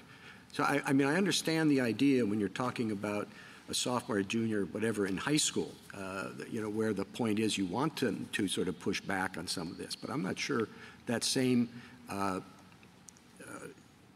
qualifying factor applies when you're talking about 5-year-olds. Well, so if that's relevant to the question, Your Honor, then I think that the line that we advocate between exposure and coercion is the relevant one. And there may be circumstances where, given the age of the student or given the particular presentation of information in the classroom, a plaintiff may be able to make out a case that their child is being coerced. But the court, I think, has to accept what Montgomery County sort of represents as the basis for the presentation of this curriculum. And what's in the record are directives to say, for example, I understand that is what you believe, but not everyone believes it. In any community, we'll always find people with beliefs different from our own, and that's okay. We can still show them respect. That's exactly... Counsel, on that score, the exposure line versus coercion line that you've asked us to draw, how does that play out in the case of the Muhammad image for a Muslim student? I didn't see you answer that in your brief. So I think we do answer it in the brief, but to answer the question directly, assuming that the prohibition is on viewing a visual depiction of the Prophet Muhammad, in those circumstances, the school is coercing an individual to act contrary to a religious belief. Even though just being exposed to the image. The exposure there is coercion in your view. I think it's the difference between exposure to ideas and activity that coerces you to engage in conduct that is in violation of your beliefs. So when the idea is the image of the prophet. I think the image is the image. In other words, if there were a book. So it's an image that makes the difference rather than an idea. I think it's conduct that makes the difference, and I think this is an important distinction. So if there were a book that described someone drawing an image of the Prophet Muhammad, I don't think a parent would have the ability to object, even given the religious prohibition at issue, on simply being exposed to the idea that people might depict the image of the Prophet Muhammad. Being required to view the depiction of the Prophet Muhammad in contravention of a religious objection is being required to engage in conduct. Well, the child is sitting passively and the teacher's just reading a storybook. I think if the storybook features the depiction of the Prophet Muhammad, that is a compulsion to engage in conduct that violates your religious belief. Okay. Now, again, I think what's important here is that this goes simply to the question of whether the right is being burdened. No, I understand that. Okay. But it's very... Counsel, I do understand that. I have a slightly different question. And you say this is only about exposure, but we also have in the record some guidance materials for teachers, and one of which is if a student says that a boy can't be a girl because he was born a boy, teachers to respond that comment is hurtful and we shouldn't use negative words to talk about people's identities. Is that exposure, or is that something else for a 3 to 5 year old? So 2 points on that, Your Honor. The first is that the record is seriously underdeveloped on whether and how these support materials are used. These were recommended potential answers for questions that students might pose. There's nothing in the record about whether any teacher... Okay, let's say a teacher does as instructed, though, and uses that. Is that exposure or is that coercion in your world? I think that as Your Honor has recited it, it is exposure to particular ideas and teaching students to be civil in the classroom. There are certainly circumstances where use of that script in a particular context could give rise to a claim of coercion. If, for example, and again, I think the distinction between exposure and coercion is one that's quite familiar to the court. The court undertook precisely that analysis in Kennedy and in Town of Greece versus I'd like Gallagher. to talk about Kennedy and maybe Masterpiece a little bit too, where, forget about Yoder and substantial burden, the court focused on, in particularly Masterpiece, the statements of those involved in the policy. And here we have some statements from board members suggesting that students were parroting their parents' dogma, suggesting that some parents might be promoting hate, and suggesting that it was unfortunate that they were taking a view endorsed by white supremacists and xenophobes. I didn't see you directly address those comments in your brief, and I just want to give you an opportunity to do so here and ask you, does that suggest a hostility toward religion akin to what we found in Masterpiece, and why wouldn't that be enough to trigger strict scrutiny on its own? In the first place, the question of whether there's a burden, I think, is a relevant starting point, and so I don't think we get to Smith or strict we found in Smith, and in Smith, if you're not neutral, if you're expressing discrimination towards religion, and Masterpiece, if you're expressing this kind of hostility toward religion, you go to strict scrutiny, and we don't need to get into all the rest of these coercion versus exposure and doctrine about what constitutes a substantial burden. Respectfully, I think those cases, there was a clear burden in each of those cases. So as the question comes before the court and how you define the burden, I think that still needs to be answered before you get into any of the anterior parts. So you take the view that even if you have a non-neutral policy, and even if it was motivated by hostility toward religion, and even though the parents claim a burden, you still have to somehow meet an additional objective substantial burden test? Correct. I think that there's a prerequisite. Okay, I got your answer. I appreciate that. Do you want to comment about those remarks and what they represent? Certainly. I think the position of the board with respect to this policy is clear. The board adopted neutral policies where it allowed opt-outs for all reasons, including religious reasons, in a sincere effort to accommodate the viewpoints of all of the members of the community. It tried that. It failed. It was not able to accommodate the number of opt-outs at issue. It then adopted an entirely neutral policy where no opt-outs were permitted. I think some of those comments have been taken out of context. I think many of them post-date the actual withdrawal of the opt-out right by the school board. And so I understand that some of them were in response to a parent meeting after the withdrawal. So do you want to defend them at all or have any explanation for them that it isn't based on hostility toward sincerely held religious beliefs? Your Honor, my answer is that I think the statements speak for themselves. They are taken largely out of context, I think, in petitioner's brief. Do you have context you wish to give them? They are intemperate statements. I don't deny that. I think the question of whether they motivated the school board to adopt a policy that discriminates against people on the basis of religion is not borne out by the record. And finally, I just point out that I apologize. No. No, please go ahead. Answer. Okay, I just wanted to ask, so there's been some question about the record and whether these were just books on the shelf or whether they were actually used in the classroom. How could it be that the opt-out policy became unmanageable if they weren't part of the instruction? Because if they were just on the shelf and the parents sought an injunction saying we don't want to be taught, then presumably that's no big deal. You'd say, okay, fine. You're not going to be taught. There's nothing to opt out of because they're just on the shelf. Certainly. There were certainly classrooms where the books were read out loud or they were pulled off the shelf by a student and the student read it with a peer or many peers. They were used in the classroom the way that any book is read in a third or second grade. And so that is in the record, that they were used in the classroom, and it is in the record that the teachers had this discussion material. And in the intersection allies, the discussion guide is actually part of the book. The explanations about gender and all of that sort of thing are not even part of the separate instructional materials, but part of the book itself. All of that is in the record, right? Absolutely. So with respect to how the supporting materials, even the ones that are an adjunct to the book, like intersection allies, absolutely in the record. What's also in the record in the Hazel Declaration is that some use of the books was required. Do I know how it was actually used in all of the classrooms in 130 elementary schools? No.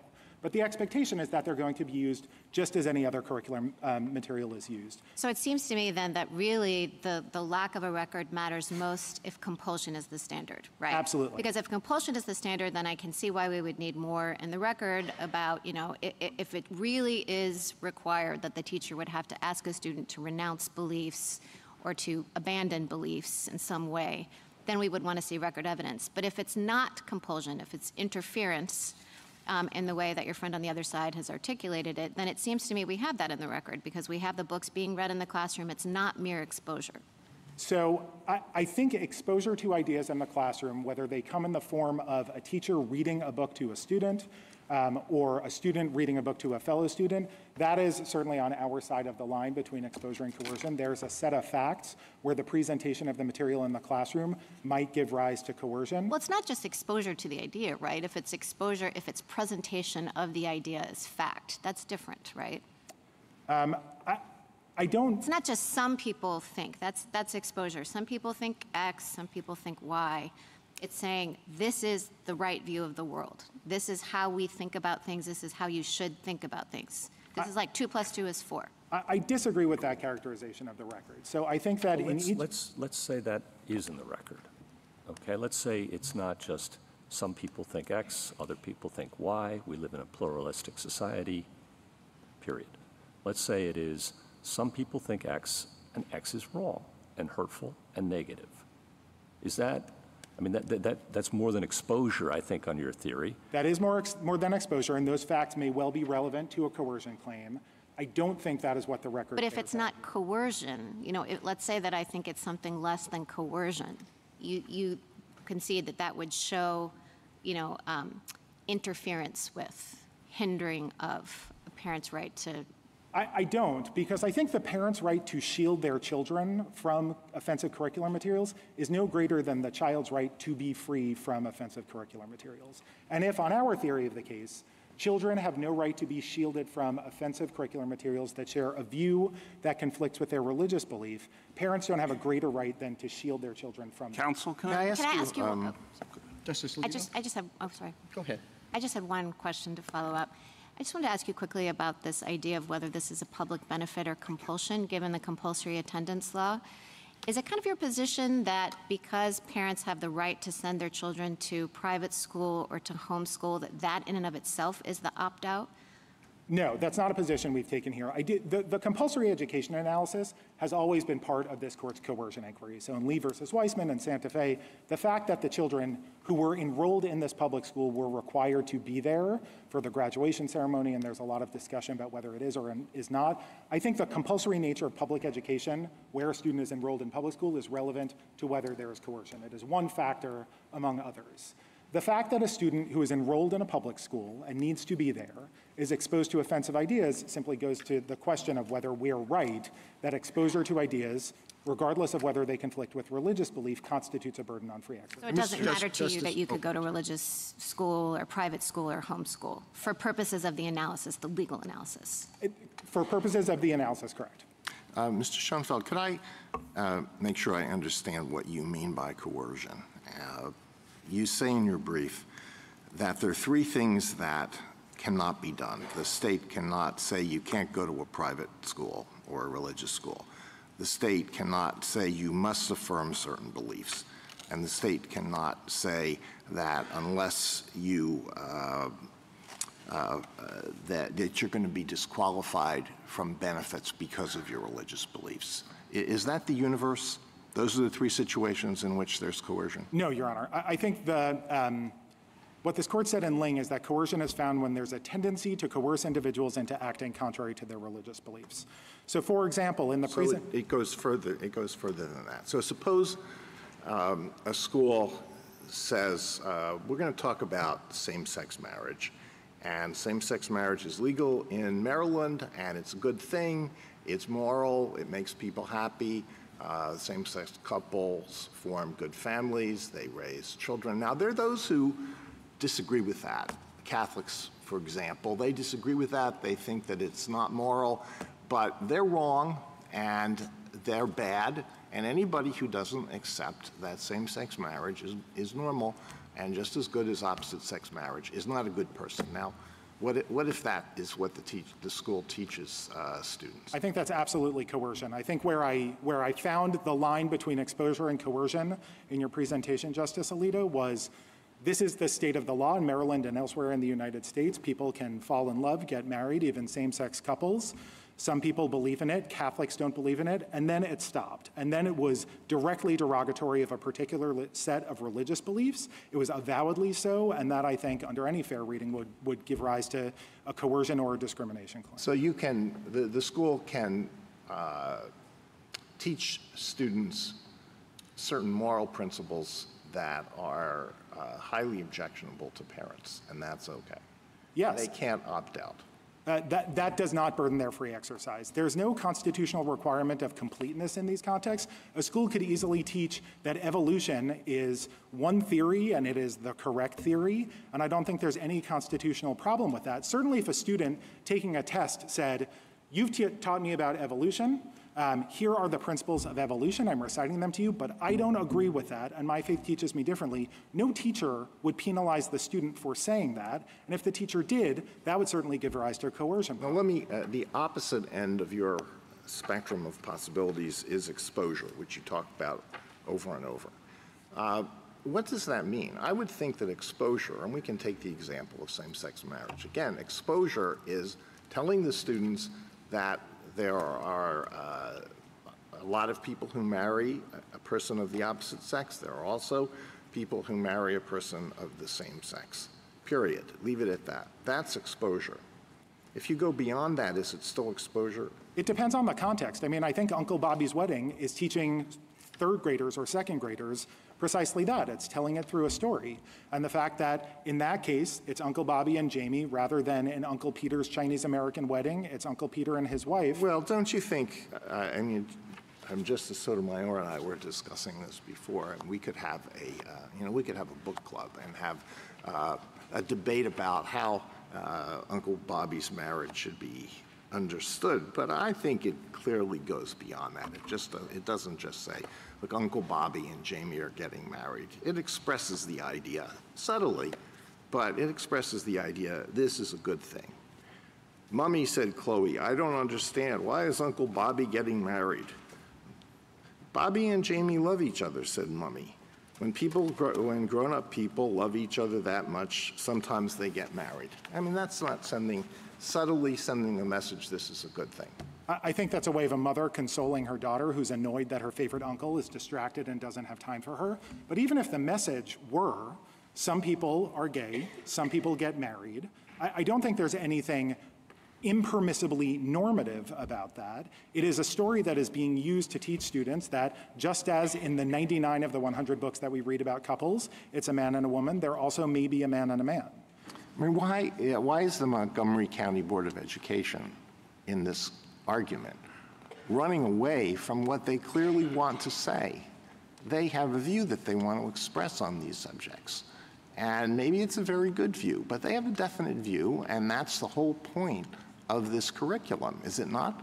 I'm not running away from anything the board has used to defend this. I think what's in the record is that the board wants to teach civility and respect for difference in the classroom.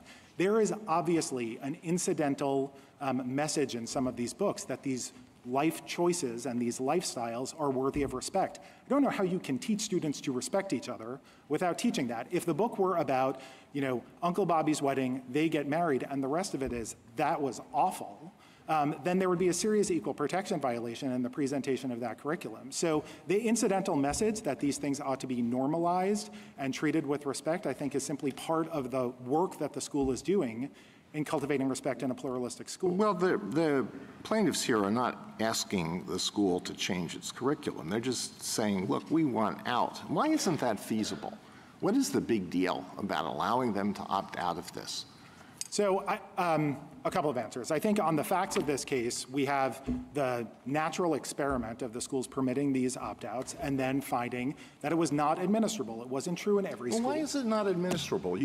They're able to opt out of the health class, right? The health class is taught discreetly. There's a meeting, mandatory meeting for all parents where they are told exactly what's going to be taught in it, and they're given the option of opting out of the unit of instruction, not the particular. Well, that's how you define the unit of instruction. You could define the unit of instruction to include the reading of these storybooks. And that's not compelled as a matter of Maryland state law. It's not compelled as a matter of state law, but why should it not be compelled as a matter of the free exercise clause of the First Amendment? There's nothing. What is infeasible about doing that?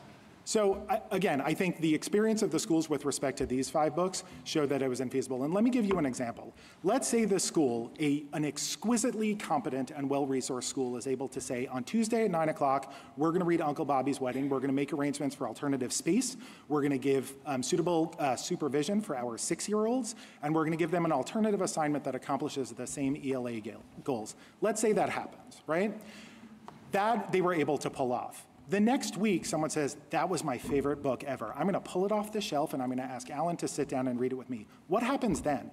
The teacher can't simply summon a librarian to come to the school, say, those were the kids who opted out of that lesson. Well, I don't think you're really answering my question. Why can't this all be put? We're going to read Uncle Bobby's Wedding and these other books, but we're going to read it during a period of time that includes the health class, and children are already able to opt out of that, so they can opt out of reading these books. I think there's no constitutional obligation to treat these books that introduce people to LGBT characters in a curriculum that is meant to teach about different matters. I'm not understanding why it's not feasible. The county had an opt-out, you said. Every other school board in the country has opt-outs for all sorts of things. The county has opt-outs for all sorts of things. The other Maryland counties have opt-outs for all sorts of things. And yet for this one thing, they changed in mid-year and say no more opt-outs. I'm just not understanding feasibility.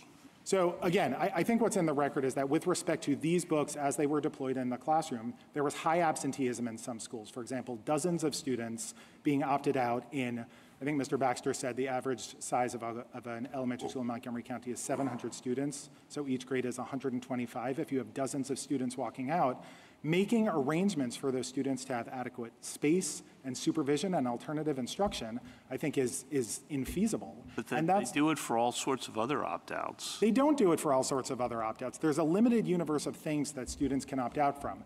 The Family Life and Healthy Sexuality curriculum stands alone. It is mandated by the state. It is something where you are able to predict precisely when the curriculum is going to be deployed. There's a It's the most similar substantively to what we have here, and there's an opt-out allowed there. I guess I'm not understanding why Montgomery County School Board stands alone. I think in the country, you can tell me if there's another school board that's done something like this. I apologize. Both the kind of books that are being used and prohibiting opt-outs. And I guess I'm just not understanding. The whole goal, I think, of some of our religion precedents is to look for the win-win, to look for the situation where you can respect the religious beliefs and accommodate the religious beliefs while the state or city or whatever it may be can pursue its goals. And here, they're not asking you to change what's taught in the classroom. They're not asking you to change that at all. A lot of the rhetoric suggests that they might have,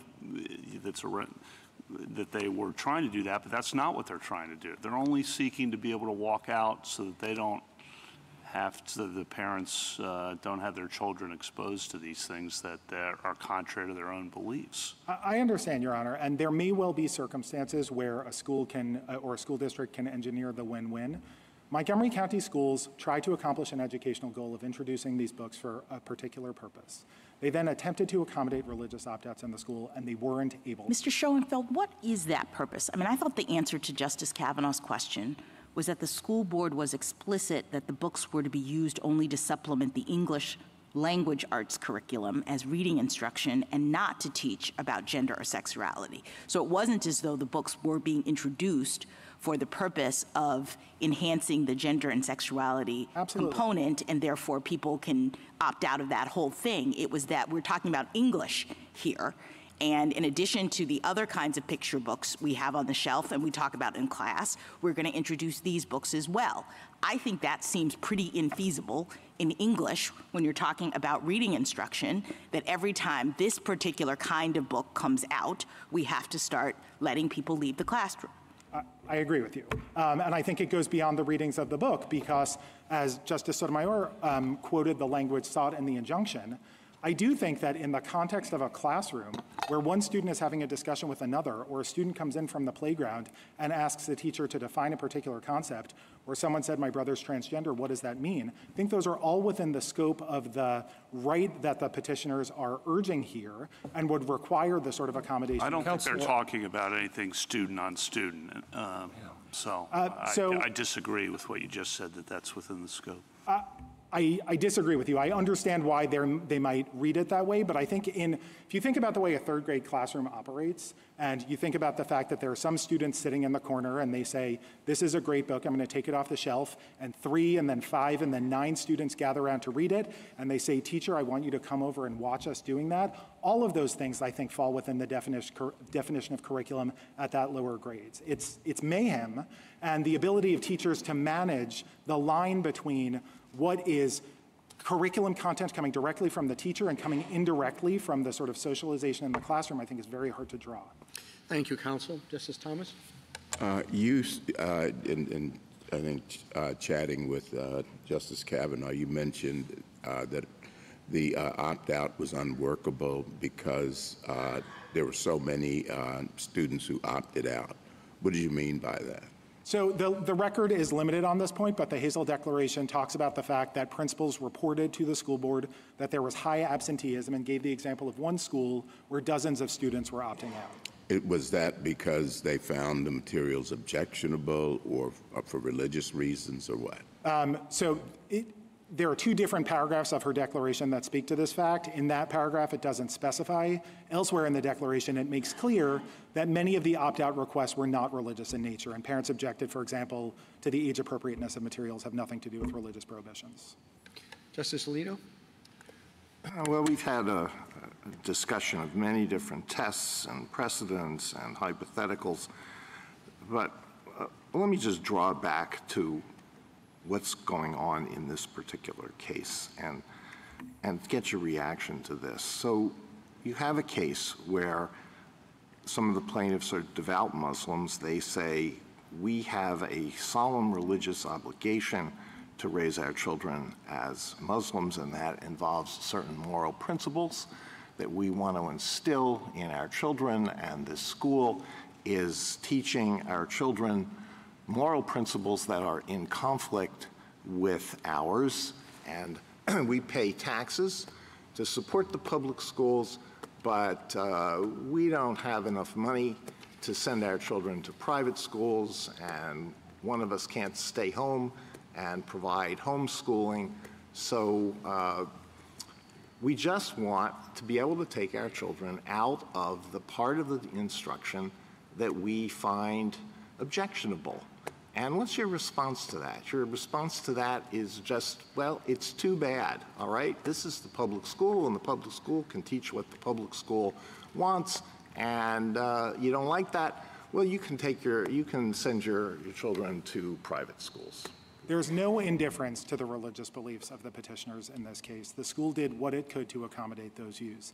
There are simply circumstances in which what the petitioner or what any plaintiff recognizes as a burden on their religious belief is not a legally cognizable one, given legal and practical judgment. Well, it's nice that you say that they respect the parents' religious beliefs, but basically your answer is it's just too bad.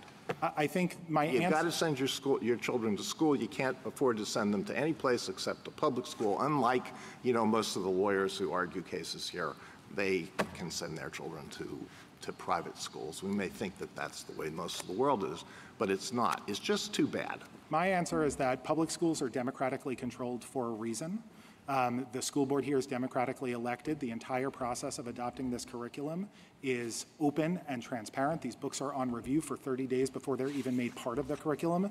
There's then a multi-level appeal process. There's plenty of opportunity for parental insight. And just to draw an analogy to another case from this court, in Bowen versus Roy, there was no dispute that the assignment of a Social Security number would rob Little Bird of the Snow of her spirit. And this court made the judgment in that case that fully crediting the sincerity of that belief and fully crediting what the parents described as the imposition on their daughter, there was still some breathing room that the government needed to be given to operate in that case. And you think that providing an opt-out under these circumstances, where you already allow opt-outs from the health class and opt-outs for other things, is comparable to what the plaintiffs were asking for in that case? I don't think it's comparable in terms of what the plaintiffs were asking for in that case. I do think that under a doctrine where you can't question the sincerity of the beliefs, and so in that case, there was the most dire consequence for Little Bird of the Snow. There is simply no way for the government feasibly to honor the consequences of treating each person's individual religious belief, no matter how sincere, no matter how serious, as a burden that triggers the entire scrutiny apparatus that comes after it. So your answer to the parents that I talked about, which are real parents here, is just, well, if you don't like this, you got to get involved in politics and run for the school board and change it through politics. But basically, the public schools can do pretty much whatever they think is correct as far as the curriculum is concerned. I don't agree with the second part of your answer. I don't think it's true that the public schools can do whatever they want. There are clear lines to be drawn. This court has drawn them in cases like Kennedy and Barnett and Town of Greece in a different context. But I certainly don't think it's true that public schools— All right, one last question. You say that history is on your side. History and tradition include not only it stretches back to the dawn of American public education that parents can't get opt-outs, right? That's what history shows us. Correct. And one of the cases you cite to support that is a decision by the Maine Supreme Court, Donahoe versus Richards, decided in 1854. Correct. And what was involved in that case? In that case involved a Catholic student who did not want to be required to read the King James Bible. I fully credit— She was expelled. And she was expelled. And I fully credit that reeks of anti-Catholic bias, as this court has recognized in other contexts. The point in that case— I understand. But why did you cite that as support for the history that you think supports you? Because the history is that public schools did all sorts of things that might violate the Constitution today. The point was in response to petitioner's invocation of a much more recent history about opt-outs from sex education. All right, thank you. Mr. Sotomayor? Schoenfeld, you talked about the review process for parents. They don't have to run for the school board. It's a fairly complicated 4 levels of review if a parent objects, correct? Correct. There's a process for adopting curriculum as part of the school materials, as instructional materials at the beginning.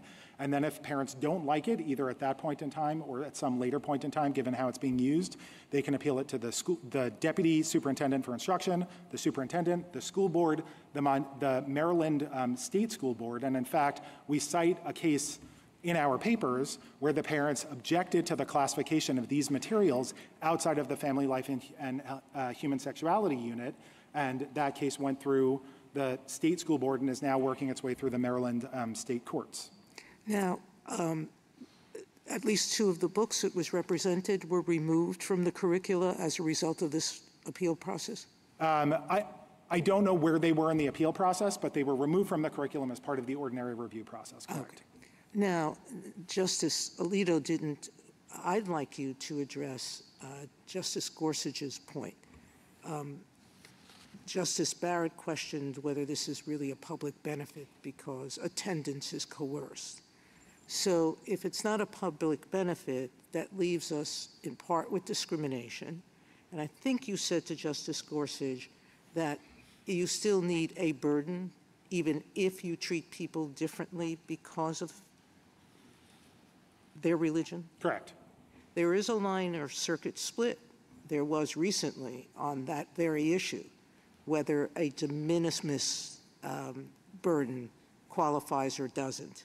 And we said no, a de minimis burden doesn't qualify, doesn't eliminate the discrimination.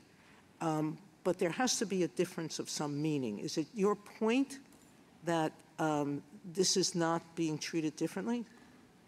So I don't think that there's any facial or non-facial discrimination here. The opt-out applied to all aspects of the curriculum previously, and then there are no opt-out rights for any aspects of the curriculum. The things that people are able to opt out of are non-curricular, like Valentine's Day or Halloween parties, or they fall within the Family Life and Human Sexuality. So Is that distinction alone? There are some who would argue that that distinction alone is not neutrally applicable. I think under Tandon, it is neutral and generally applicable. The question in Tandon is whether any secular activity is being treated better than any comparable religious activity, and there's nothing like that here. There's no distinction being made in either version of the policy between secular and religious. There's nothing intrinsically religious about these opt-outs. Many of them were taken for non-religious reasons. So under any of the court's tests, including Masterpiece Cake Shop, I don't think there's anything that gives rise to even an inference of discrimination that would trigger some distinct analysis that might not require a burden. Why is this different than Masterpiece? In Masterpiece, it was a board member.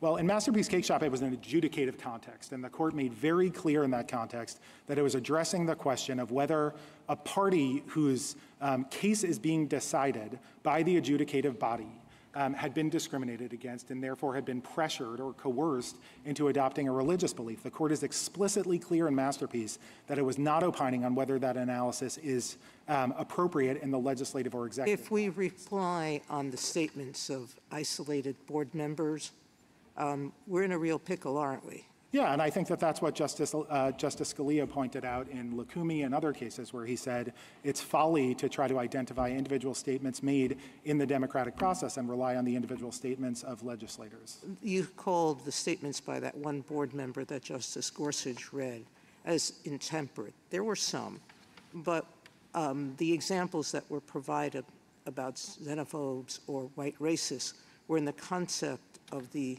extent of public disruption that would occur if an exemption was given to everyone for any reason. Certainly the prompt for it was not anything about a particular religious person or a particular set of religious beliefs. It was in the context of a discussion about whether opt-out should be allowed at all for any reason. And it was disruption that board member was concentrating. Correct. Thank you. Mrs. Kagan? Mr. Schoenfeld, I think it would be fair to say that Mr. Baxter and Ms. Harris did not want to draw lines, that, if there was material and it was being used in instruction in whatever way it was being used to whatever age kids with respect to whatever subject matter, if there was a parent who had some sincere religious objection to that, that parent would be allowed to opt out. And when I pushed Mr. Baxter a little bit on that as to the consequences of it, he said, you know, like, I don't want to draw lines for you, but really the problems here, the places we see objections are in a much more limited set of cases. We don't see a lot of objections in high schools. We don't see a lot of objections about evolution classes. You know, is that true? And should we count on it being true? And how can we tell if it's true? So 2 answers, Justice Kagan. The first is, I don't think you can count on it being true for exactly the reason Your Honor gave, which is once this court constitutionalizes that prerogative, you're in a completely different world in terms of parents' willingness or ability to invoke it. And with respect to the question of whether it is empirically true, the best data point is the last 40 years of litigation on this topic. And I think the superintendent's brief in support of neither party, Professor Lupu's brief, and also the NEA brief just recount for you the dozens of cases to all aspects of the curriculum that have been brought over the last 40 years. And the way that courts have controlled for the volume of those cases is to stop the inquiry at the burden stage and hold consistently in those cases while fully acknowledging that there may be circumstances that give rise to a coercion, fully recognizing that exposure to ideas, even if they offend religious beliefs, do not qualify as a burden for free exercise purposes. Thank you. Justice Gorsuch? I just want to make sure I understand a few fact things and then a law question. What age do you, in Montgomery County, teach students normally about human sexuality? I think that it begins in either 4th or 5th grade. The human sexuality class? The family life and human sexuality curriculum. Okay. I'm not entirely sure. Starts in 4th or 5th grade, you think? So. Is there anything you can point us to in the record on that? I don't think so. Okay. And second, these books are being used in English class. The division between English class and other things in a 2nd grade classroom doesn't really exist. You're sort of in a room with a teacher and sometimes... No, I appreciate that. I went to 2nd grade too. Yeah. But it's part of the English curriculum that these books are being used in. I thought that was... Yeah, I'm not fighting the premise. I'm just saying that it's not the math class. It is not. It's not the human sexuality class. It is certainly not the human sexuality class. Yeah. I'm just sort of fighting the premise that there's a neat distinction. Okay, and they're being used in English language instruction at age 3. Some of them. So Pride Puppy was the book that was used for the pre-kindergarten curriculum. That's no longer in the curriculum. That's the one where they are supposed to look for the leather and things and bondage, things like that. It's not bondage. It's a woman in a leather... Sex worker, right? No, that's not correct. No. Gosh, I read it. It's a drag queen. Drag queen and drag correct. queen. The leather that they're pointing to is a woman in a leather jacket, and one of the words is drag queen in the search. And they're supposed to look for those. It is an option at the end of the book, correct? Yeah, okay. And you've included these in the English language curriculum rather than the human sexuality curriculum to influence students. Is that fair? That's what the district court found. Do you agree I with think that? to the extent the district court found that it was to influence them towards civility. The natural consequence of being exposed Whatever, but to influence them. in the manner that I just mentioned, yes. Okay. And responding to parents who are concerned, do you agree that there was some intemperate language used? I don't know that those were responding to parents who were concerned. This was after the fact for most of these comments. And this was in a very public setting, which obviously got heated, and some intemperate comments were used, certainly. Yeah. And I wanted to understand your context that you were giving about the statement that some Muslim families, it's unfortunate that this issue puts some Muslim families on the same side of an issue as white supremacists and outright bigots. I think in response to Justice Sotomayor, you were trying to give some context to that?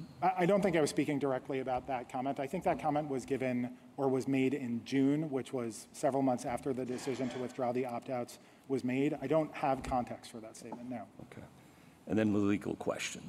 Why isn't discrimination against religion a burden on religion? If a state, now this is hypothetical, not moving away from the record, if state actors intentionally discriminate against religion, what secular purpose, valid secular purpose, could that serve? And how wouldn't that be a burden? So I don't No, I mean, it depends on the hypothetical, what the state is doing and whether there's a secular purpose. That's hard to imagine one. But if the state is discriminating against Muslims or Catholics or Protestants or whatever. I think this court has recognized that when an enactment that discriminates on its face or include not just exposure in the sense of the book on the shelf, but also the communication of those ideas by the teacher in the classroom. Correct. And that's not usually, I think, what we think of as exposure as opposed to instruction, but.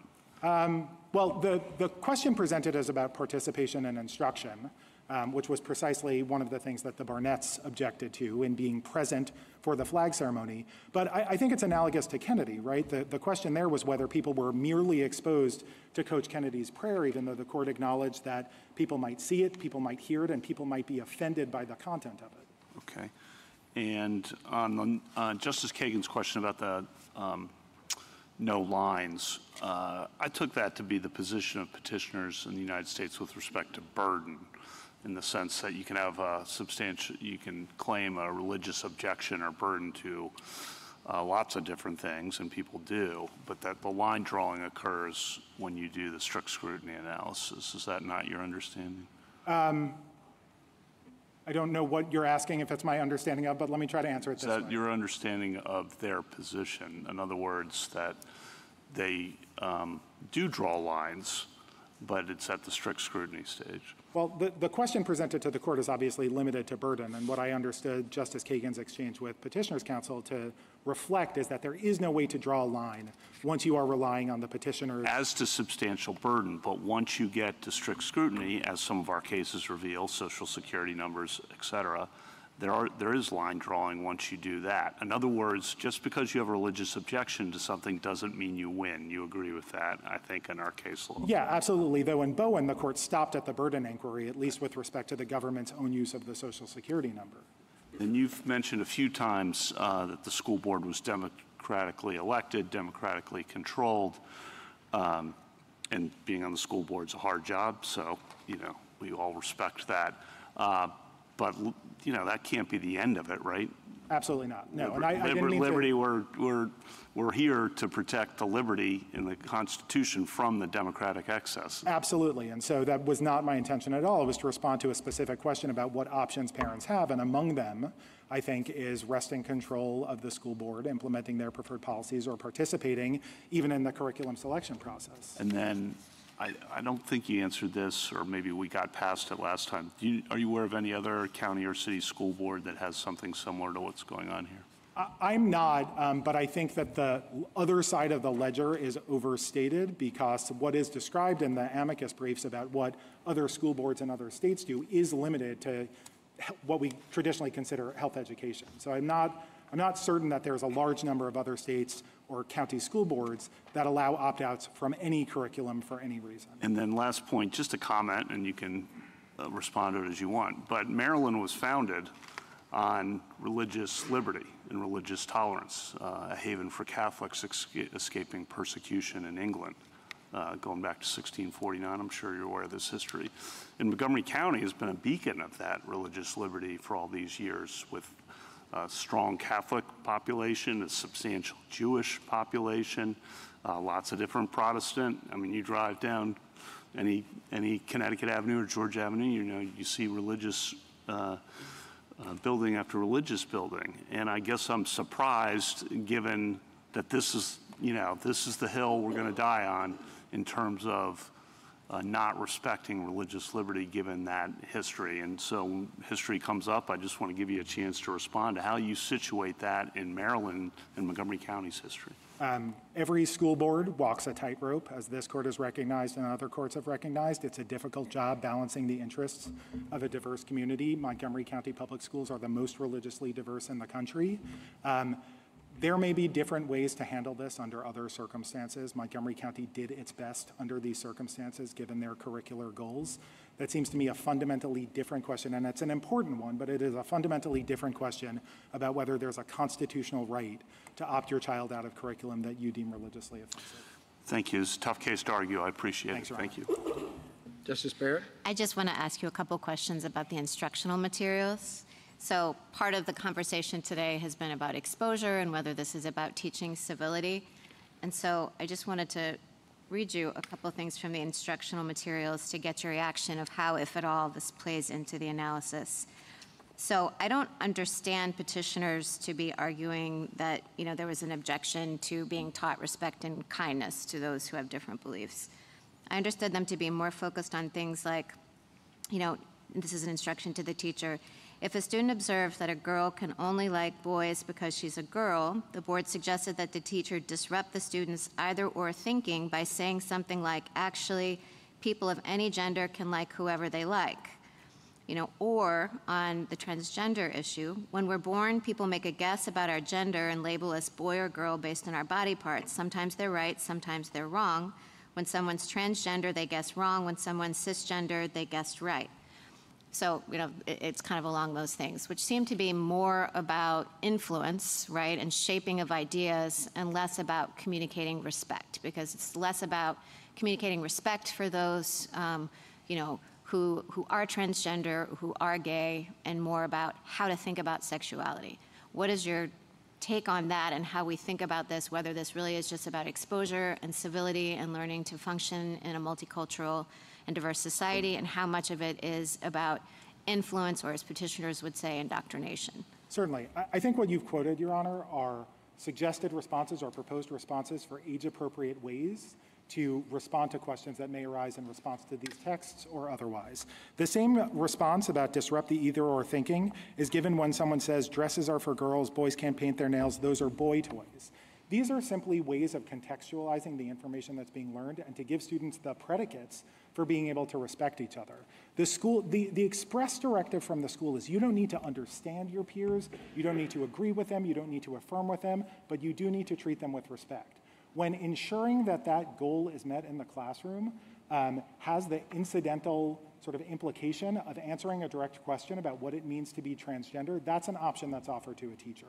There are certainly under certain circumstances where use of these materials or different comments, if a teacher were to say something pejorative or negative or begin to treat students differently in terms of allocation of sort of resources in the classroom based on how they responded to that, that's a coercion claim. But simply explaining to students what fundamental concepts are so that they can treat each other with respect, I think, is no different than... Well, but those things that I read were more than about respect. It was more about kind of what I was talking with you about before, like 2 + 2 is 4. Like, this is how it is. Gender is not something that can be identified at birth, for example. So, I mean, I guess that is one way of teaching respect, because it's saying, it's validating the other worldview here, the one that's different from petitioners, by saying, no, this is right. This is how we should understand that, and so that is why you should respect and treat with kindness. Or one could say, I understand, and some of the instructional materials did frame it this way, the way I'm about to say, which is, you might not agree, or this might be different, but we have to respect and treat everyone with kindness. So I don't understand petitioners to be objecting to the latter kinds of statements. I understand them to be objecting to the this is the way it is kind of statements. I understand them to be objecting to all of it, including just using the books with none of those materials. I agree. Sorry. Yeah. I'm just talking about the instructional. I'm sorry. Yeah. So I think you and I see it the same way. With respect to the instructional materials, though, if we are in a world where you and I are parsing which of these materials are impermissible or give rise to a burden on the impermissible side of the line from the others, the record is woefully underdeveloped on that point. These books were in use for 9 months before petitioners sued. There's not a single factual statement in any of these declarations or anything else that explains how these supporting materials were used. It may well be the case that no second-grade teacher ever uttered the words that you just quoted. But I think what petitioners said in their argument is that we're at the preliminary injunction stage, and the instructional materials were given to the teachers, and I think the instructional materials reflect what the board hoped to accomplish by introducing these books into the classroom. And so what they're saying is we don't want to wait for the teacher to say this to our child. Our whole point is we know that this is part of the board's curricular choice. We know that these are the instructional materials that are given to the teachers, and we don't want our child to be exposed to that. And so, frankly, if they got the injunction they were asking for, then they would never be uttered. Yeah, I don't dispute anything you're saying. I think the relevant inquiry takes account of that temporal dimension for seeking essentially a pre-enforcement challenge here. It would not have been difficult if this was being used rampantly and impermissibly in classrooms for them to find a declarant who didn't need to be a petitioner to say, this is what's going on in this classroom. There are hundreds. But they didn't have to have that for PI. They have to show a Right. reasonable likelihood of success on the merits. And to say... And it's not a reasonable likelihood of success, or that this injury is imminent, to say this is what teachers have been given as a suggested discussion guide? This was distributed to 130 teachers in August of 2022 for teachers who voluntarily attended one of these materials and was otherwise made generally available. It's not a script. You're not required to answer that particular question if it arises with that particular verbatim response. I don't know any second grade teacher who could. So I do think some more particularized showing is required for someone to prevail even at the preliminary injunction stage. So last question. Do you agree that it was the purpose of the board to try to disrupt students' thinking and make them see, to disrupt their thinking and have them not see gender as binary, and to accept, basically accept LGBTQ relationships and ideas in this way, kind of the ways that I just read? I think the goal, I want to answer your question Yeah. directly. I think the goal was to teach mutual respect. I think to the extent that students were unable to display mutual respect for their peers without having some further understanding that boys can play with girls' toys, for example, then that was absolutely part of the curriculum. So it was part of the curriculum to teach them that boys can be girls, or or that your pronouns can change depending on how you feel one day to the next. That was part of the goal. So I think you're quoting from a book that was not part of the curriculum, but let me just set that aside. Well, I thought that was an they might be blending together blend in my together, mind. I thought yeah. that was from the Allies book, the I don't think. intersection I don't think so. I Allies? think there may be a quotation from the Penelope teacher's is user a- guide at the end. Okay. Oh, at the but- end of Intersection Allies? Yeah, it may be, though I recall it being a quote from anyone else. It doesn't matter. Yeah. So I think the way that these support materials are framed are to help a teacher answer a student's question when he says, in this book, there's a boy who says that he's a girl. How can you be a girl when you were born a boy? And it's one resource to provide teachers with an answer to that question. The alternative was to provide nothing to the teachers, which I think would abdicate the school board's responsibility to ensure that their teachers are equipped to do their job. Thank you. Justice Jackson? So two quick final points. For those of us who are trying to get a handle on the potential administrative challenges of notice and opt-out rights, would you be recommending that we look at the School Superintendents Association amicus brief?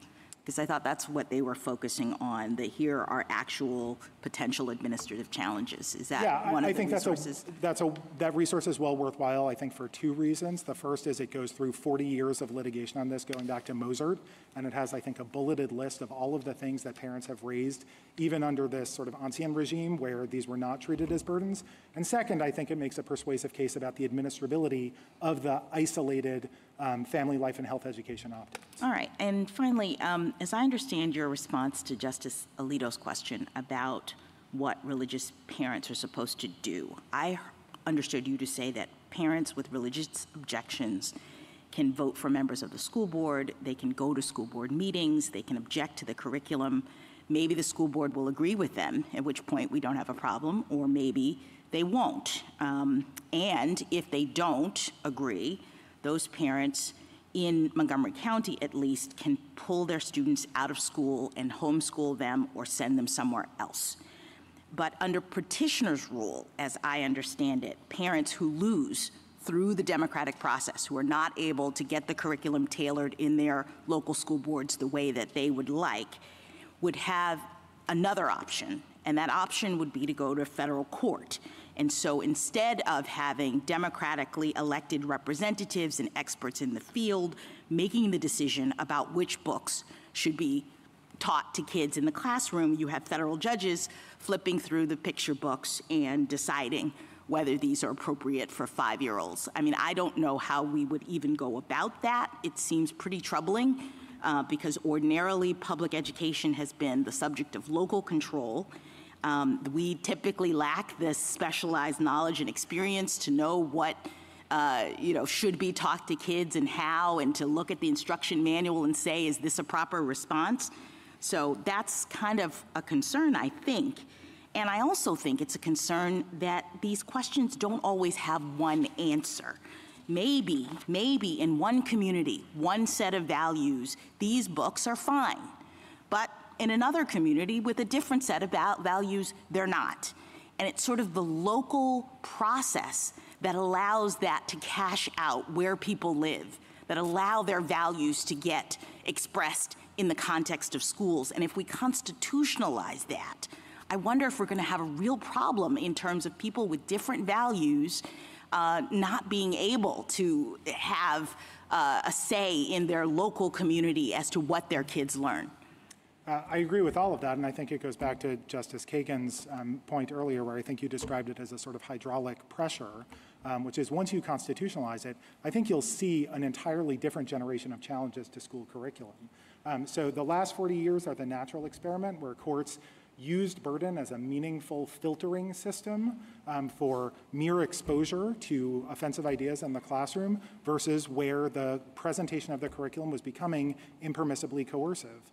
I grant that there are limits on what schools can do with their time when students are in the classroom, but exposing them to different ideas, even ideas that offend their family's religious beliefs or make it more difficult for their families to raise them in the faith, simply doesn't qualify as a burden for the purposes in front of us. And I think that that burden analysis always has to be carried out in light of the special characteristics of the school environment, which I think, Justice Jackson, is precisely what you're getting at. A very important part of the special characteristics of the school environment are the fact that federal courts are not meant to sit as school boards in deciding these curriculum disputes. And I think my colloquy with Justice Alito illustrates that. If the question really turns on whether one reads Uncle Bobby's Wedding one way versus the other way, courts are going to be enmeshed in the most fine-grained disputes about how to treat curricular materials. Thank you. Thank you, counsel. Rebuttal, Mr. Baxter? I'd like to start with 4 corrections to the record. First, the book, What Are Your Words, is the book where the children are told that their pronouns can change day to day. At 80, and this is in the district court's opinion, at 80A in the cert appendix note 1, the district court found that this book and others were recommended. There are certain books that were part of this curriculum, but there are potentially hundreds of others that the board says you can use as part of this. There was a question about why this, why isn't there more evidence from early on? Because there were opt-outs, and the board insisted over and over that there were opt-outs. We also know that the principal's letter didn't come in until November of 2022, saying that teachers were uncomfortable presenting this material. It was age inappropriate. They didn't want to be talking about romance between 2 kids on the playground, regardless of their sexual orientation. On the question of use, I would refer to 605 in the cert appendix, where Hazel, the board's representative, said that they have to be used as part of instruction. 657, when they announced they were blocking the opt-outs, they said teachers must utilize with all students. These books are definitely being read by the teachers as part of the curriculum, and it's also at 63 of the district court transcript. And then also a question about when sex ed starts. The boards and the state's mandated regulation is in the record. It's at pages 62 through 83 of the joint appendix. There you start in pre-K with instruction that parents or families can come in all different forms with all different kinds of parents, different kinds of gender identities and expressions. The same things that are being taught through these school books, you can opt out when it comes up during health class, but not during story time, in which there's no instruction about how to use these books to develop characters, narrative arc, or anything else that you would expect in an English class. This was not a democratic process, withdrawing these overnight, comparing parents to xenophobes and white supremacists. This can't be part of the democratic process. The line drawing problem is on the board side. I'm confused now about what exposure is. Are you being exposed to the Prophet Muhammad? That's not okay, but if you're being instructed something derogatory about him, you can't get an opt-out. What does it mean to be derogatory to someone who is in the 3rd grade? And the 40-year issue of litigation, I think, proves the exact opposite point. If you look at those cases in, for example, the NEA brief, those are Establishment Clause cases. They are curriculum challenges where we agree that the plaintiffs should lose.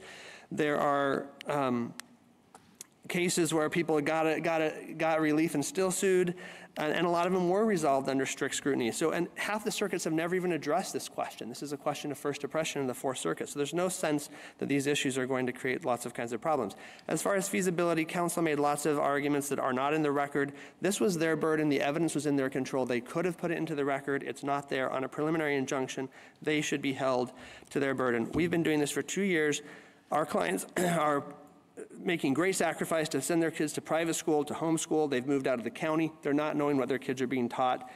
Thank you, counsel. If the First Amendment means that you can be forced to pay, coerced to attend, indoctrinated, and then— Thank you, counsel. Thank you. The case is submitted.